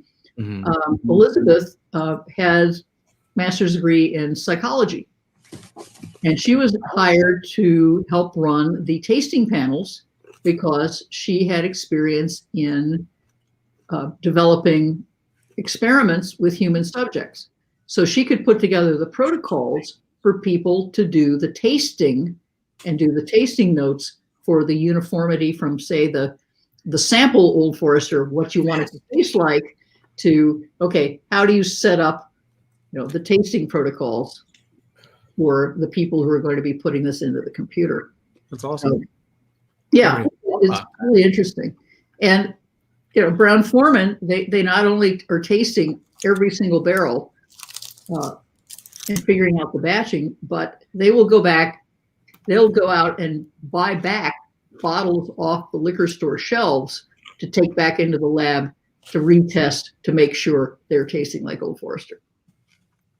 And I suspect other distillers do that as well, but that was the distillery I was doing the story on. So that's very cool they do that. Yeah. So these, it's just big money. People are very serious about making sure that every time you go out there and buy a bottle of their whiskey, it's going to taste like you want it to taste. Absolutely. Yeah. We've had some off bottles of different brands. It's like, what's wrong with this whiskey? There's something horribly wrong with this batch. We had an old tub, maybe 6 weeks ago or so we tried. Oh, that was nasty. Horrible.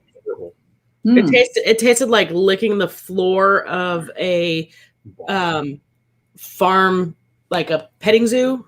Yeah, it was not good. Here.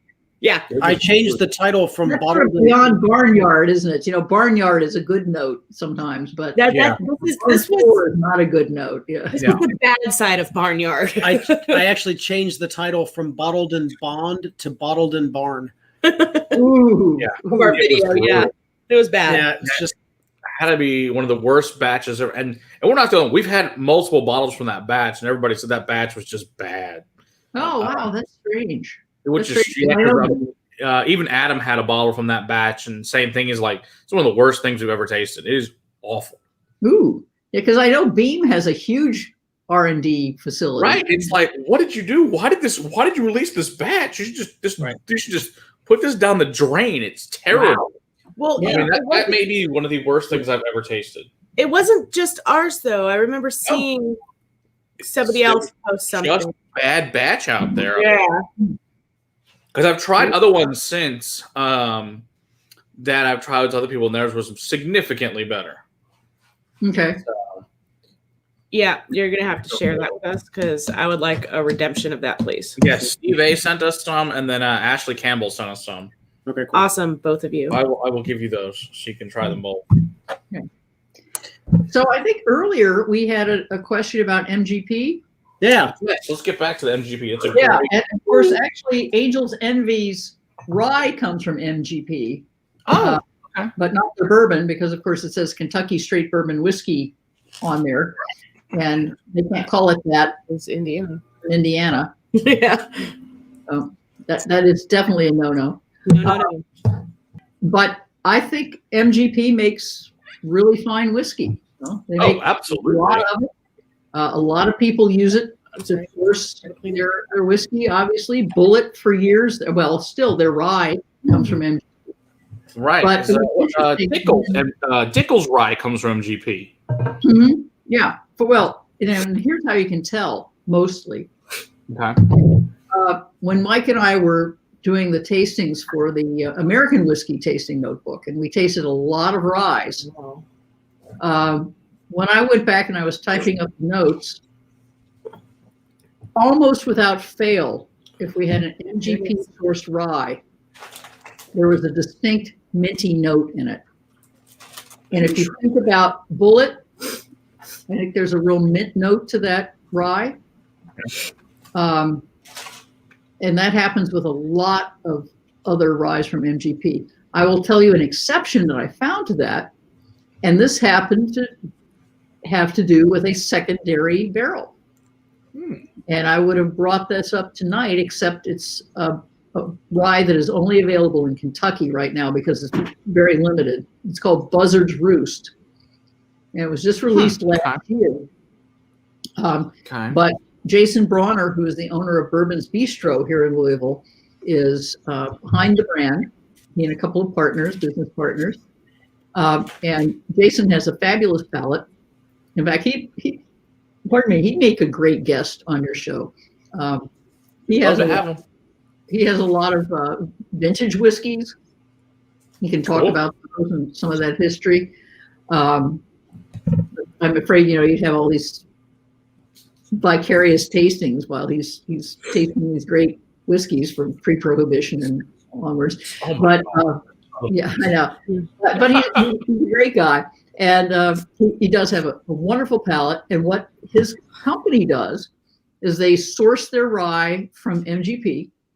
Okay. And then they put it in a secondary barrel where they have customized the toasting and the charring. And in some cases, even the inside of the staves, the interior surface of the staves, where they have carved them into this sort of wavy pattern so that they have more surface area. They got that grooves thing going on. Rye to move in and out of the wood. And it is like a Christmas pudding. The mint note that I usually get from an MGP rye is gone. And a lot more spice and sweet spice and complexity, just very, very interesting. So if you're in Kentucky, especially if you're in Louisville,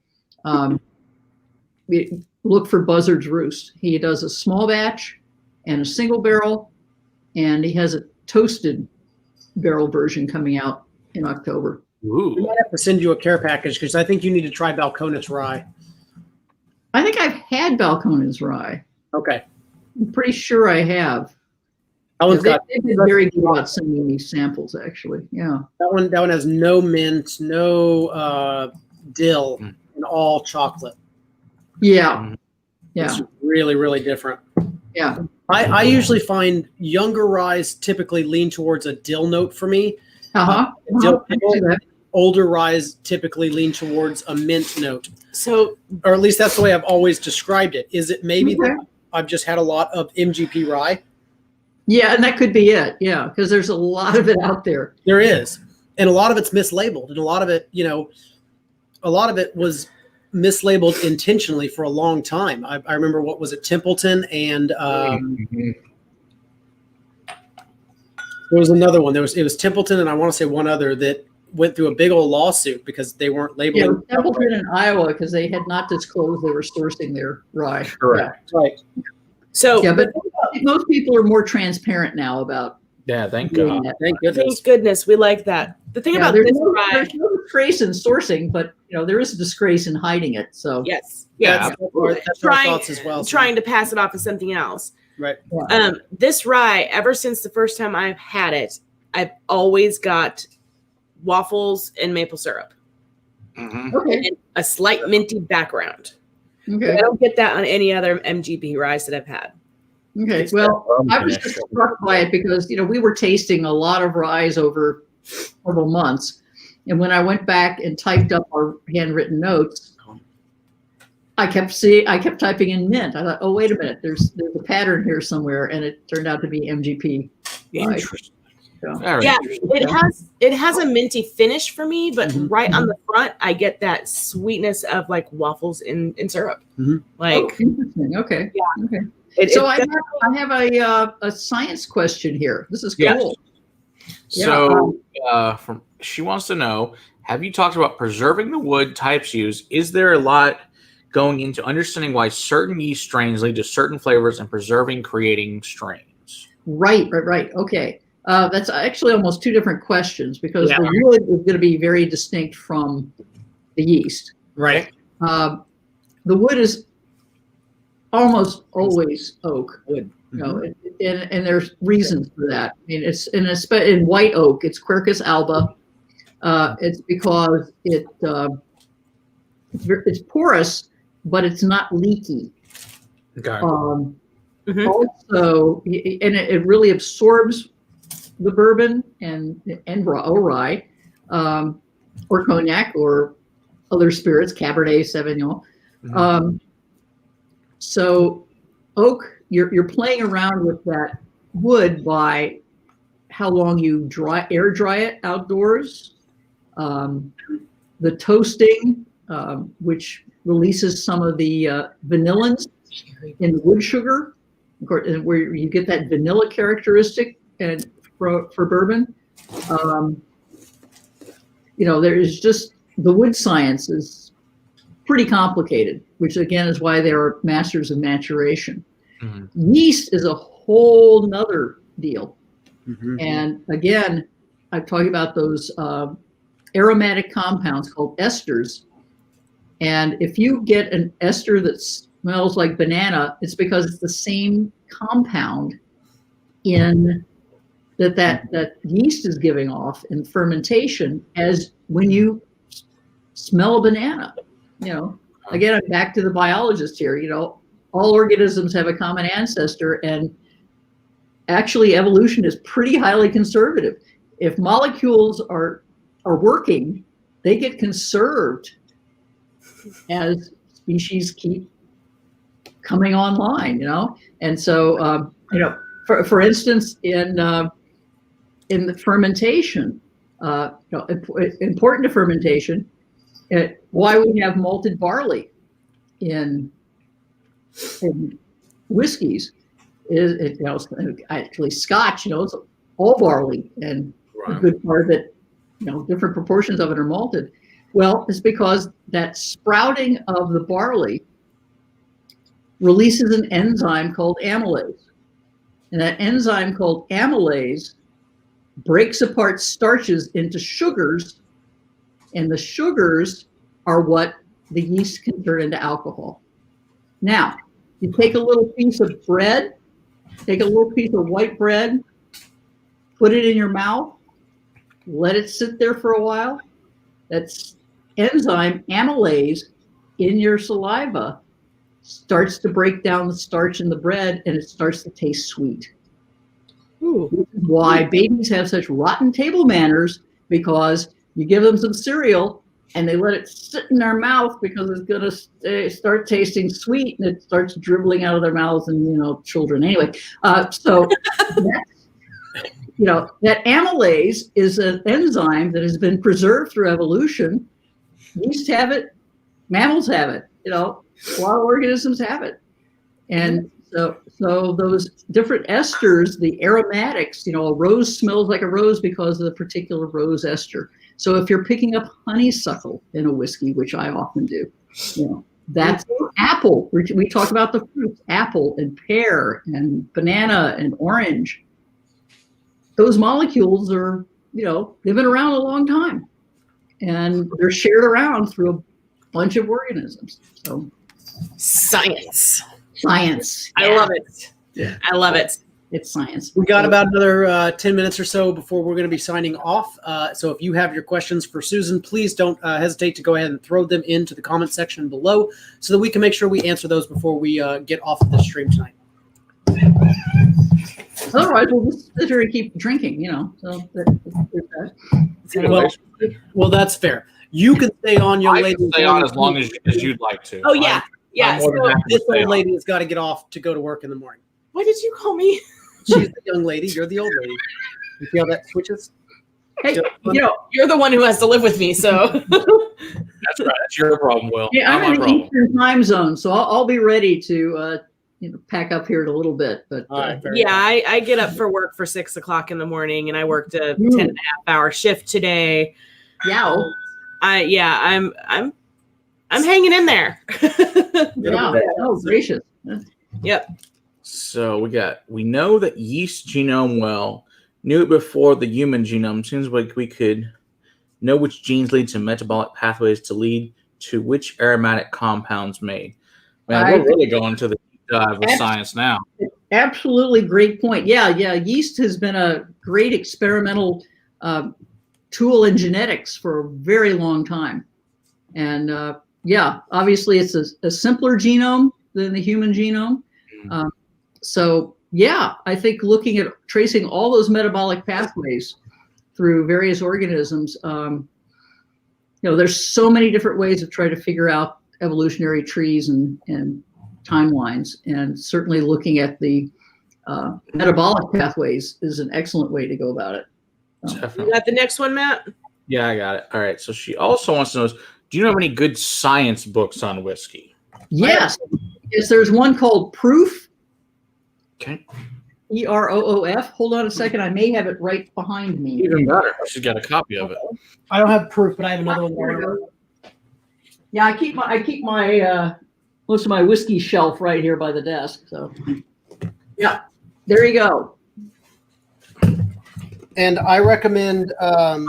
Shots of Knowledge is good too. I recommend this guy. This was written by a what is his name? Eric Simonek is a biology professor at TCU, and he got together with the guys at TX Distillery, and they put together this book. And I love this book because it's a coffee table book, and each page is, you got a picture on one, and then it's just one piece of information, right? It's just one thing to try to digest in this sitting. Okay. Cool. And some of it's really, really simple stuff, and some of it's ridiculously complex, chemistry. And I love it. It's fantastic. Yeah. Okay. But this is also very, very fine from a science writer from Wired. And he won an American Association for Advancement of Science Award for his writing. So can certainly recommend that one as well. It's called Awesome. The Science of Whiskey. So I will pick that one up. Science of Booze. It's not just whiskey, but we need to get that book too. That sounds I will pick up that one and give that one a read, because I enjoy all the science aspects of it. It's much more fun to learn. Yeah. Oh, it is. And that's why I do a lot of science-based articles for Bourbon Plus magazine. Peggy and I do the tasting notes for American whiskey, but I do a lot of science-based articles for Bourbon Plus. And in the upcoming issue, I have one about the whiskey fungus. And it's the warehouse staining, the whiskey fungus. And I think people will find that really interesting. That sounds. We need to get a subscription to this magazine. That's what it sounds like to me. That sounds fascinating. Absolutely, yeah. Go to bourbonplus.com and you can do that. All right. I guess I'm going to order that. That sounds awesome. And they spell out plus. Yeah, that's very cool. Yeah. All right, let's see here. So it's funny. So Matthew Parks, who, and I know we've even commented on this too, is he thought it was only got honeysuckle whiskey. No, absolutely. Honeysuckle definitely shows up in multiple whiskeys for me. I have had it. Absolutely true. A lot of flowers for me have shown up. And what's funny is the more and more I've gotten into this is when I go into a place, I smell everything. It's just stupid amounts of smelling. So now when I go to like a florist or something, you try to go there and smell the different flowers, and it's so overwhelming. But at the same time, you can get down to just that flower. So a lot of times I try to get very specific on floral smells, which flower when you smell exactly. It's become, my kids are always like, why do you smell everything we're doing? I'm like, what are you cooking? What are you burning? What have you done down there? Right. What food is this? Like, why do you know what the hell this all smells like? Yeah. I'm like, I'm sorry, guys. My sense of smell has gotten so heightened since doing this. I can't help it. I smell everything. Well, I can't get over anything. You smell it all. Paying attention. Anybody can do it. You just really have to pay attention. Right. Practice. when I first got the restaurant critic job at the Courier Journal, after I got over my initial excitement, there was a wave of panic. And I thought, okay, again, what if I make a mistake in something that I'm tasting or smelling? So I went to my spice cabinet. I got out all my spices and I put myself through a series of blind tastings of making sure that I could recognize a particular spice or flavor. And, we do the same thing. We're developing taste memories when we're really appreciating whiskey or wine. And that's, I think that's the key to it. I mean, anybody can say, wow, that's really good. And that's great. I couldn't have had a very informative restaurant review if I just told the readers, really good. You should go. Yeah, this is not helpful. It's not helpful. Doesn't make for good reading either. Yeah. No. All right. So Donald wants to know, so if you could design your dream bourbon, what would it be in terms of mash bill, aging, finishing, or distillery, etc.? What would be your dream bourbon? Ooh, boy, I'm trying to think.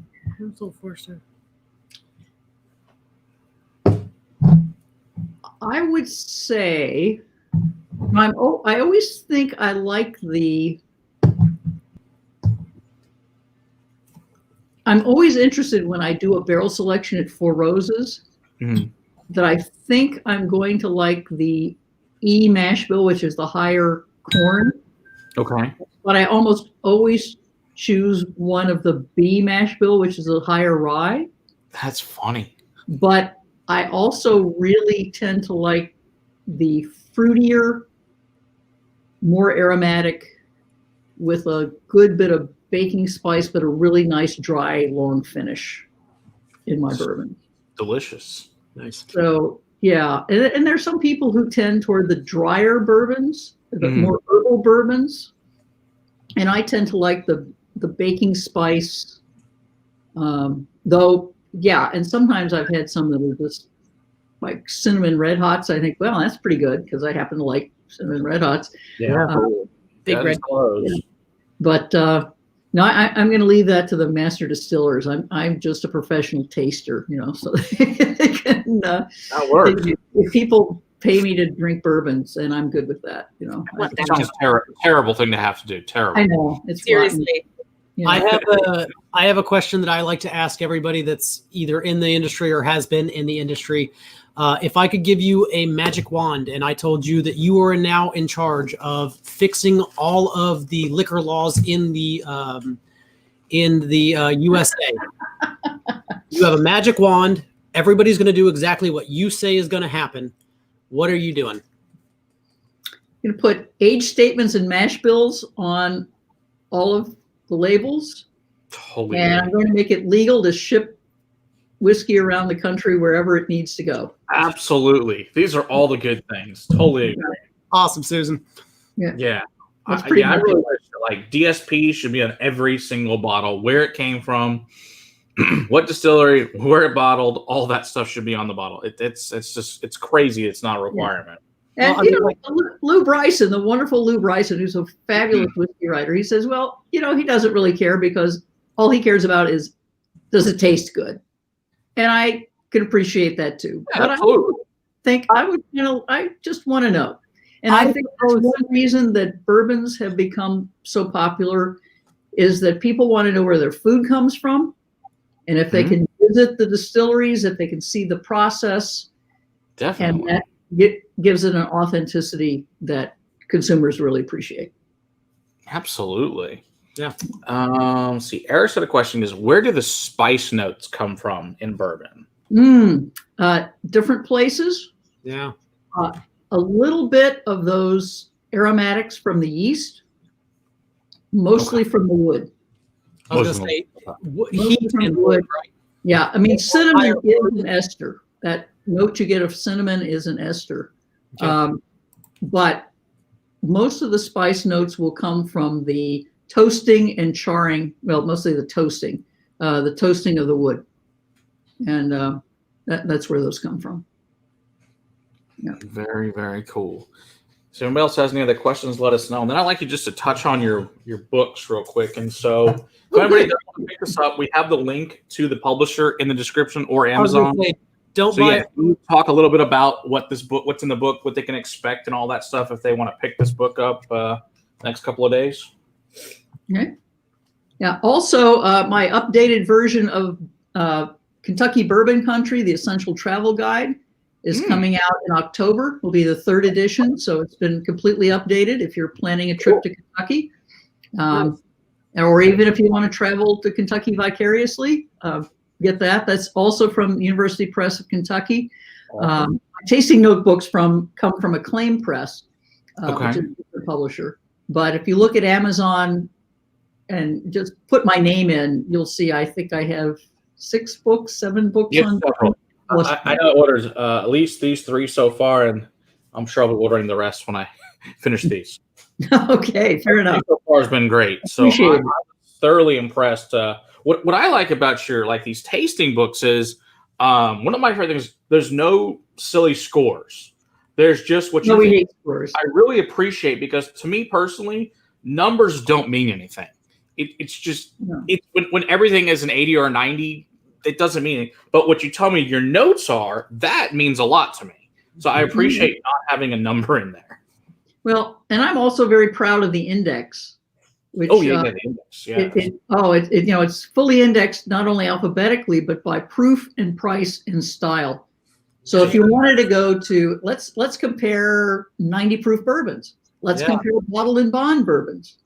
Get some people. Yeah. I use it all the time for my own tastings when I do clients. So put it back up, Matt. Okay. So if you guys want to see what she's talking about, here's the index. If I can get much closer. Yeah, it's a little blurry, but it's not focusing in it's very a little blurry. Pick this up, guys. There's everything you could think of, everything you've never heard of is also in this book, which is really cool. I thought this book was just fantastic. And just the American ones, there's all these other ones that same thing you might never heard of. And hey, maybe you guys can go find this lesser known craft distillery that you can pick up in here. I mean, it's just really cool. There's a lot of whiskeys I never heard of, which I'm like, okay, now I need to find this one. That sounds really fascinating. It would be really great to drink. So we had quite a few Texas whiskeys in that one. So I saw that. I saw Iron Root and Balcones was in there. Yeah. In fact, that one is indexed by state as well. Nice. Which I intend to do for the next bourbon tasting notebook, because there's so many more bourbons being made outside of Kentucky. Everywhere. Yeah, there has to be, because when was this published? The craft scene is just exploding. Last year, yeah, the craft scene. There's got to be so many more around the country that didn't exist when this came out, which is crazy considering how many. Yeah, Mike and I have been tasting, so it's our constant job. So, I like somebody's that got to do it. Twist my arm. Oh, really? Oh, yeah, for real. I have to taste awesome whiskey all the time. I mean, I'm sure occasionally you get ones that are not good. I mean, that happens too. Interestingly, there are very few that are truly bad. Thank God, right? Yeah. I mean, yeah, I think really and truly of all the ones I said, there's only been a few that have just been just god awful. For the most part, you're right. They're all at least drinkable minimum to fantastic. Exactly. All right, so we have another question for you from Matthew Parks. He says, do you ever dabble in American single malts? If so, what do you think? Yeah, I've tasted American single malts. I think I mentioned one a little earlier, the one out of the Colcagan. Yeah, so good. Which I think is very nice. There are several that are coming out of Washington State. Excellent. Some real interesting whiskeys. Yeah, I think it's a coming style, and a lot less expensive than buying a Scotch. Obviously, the Scots know how to make single malts, but you also pay for them. Combination of shipping and now silly tariffs, and so you want to experiment with malt whiskeys. Have you gotten a chance to try? You need to try some American malts. They're not all single malts, but there are some, but not a whole lot of them yet. Have you gotten a chance to try Rua? RUA? I don't think so. Okay. Mm. That's a pretty good new single malt coming out right now too. Mm-hmm. Yeah, Andalusia. North Andalusia we talked about. Carolina is where Rue is from. That I'm sorry, where is it from? North Carolina. It's one of the Oh, best interesting. single malts in America I've tried. It's fantastic. Yeah, really good. Okay. Yeah. Great.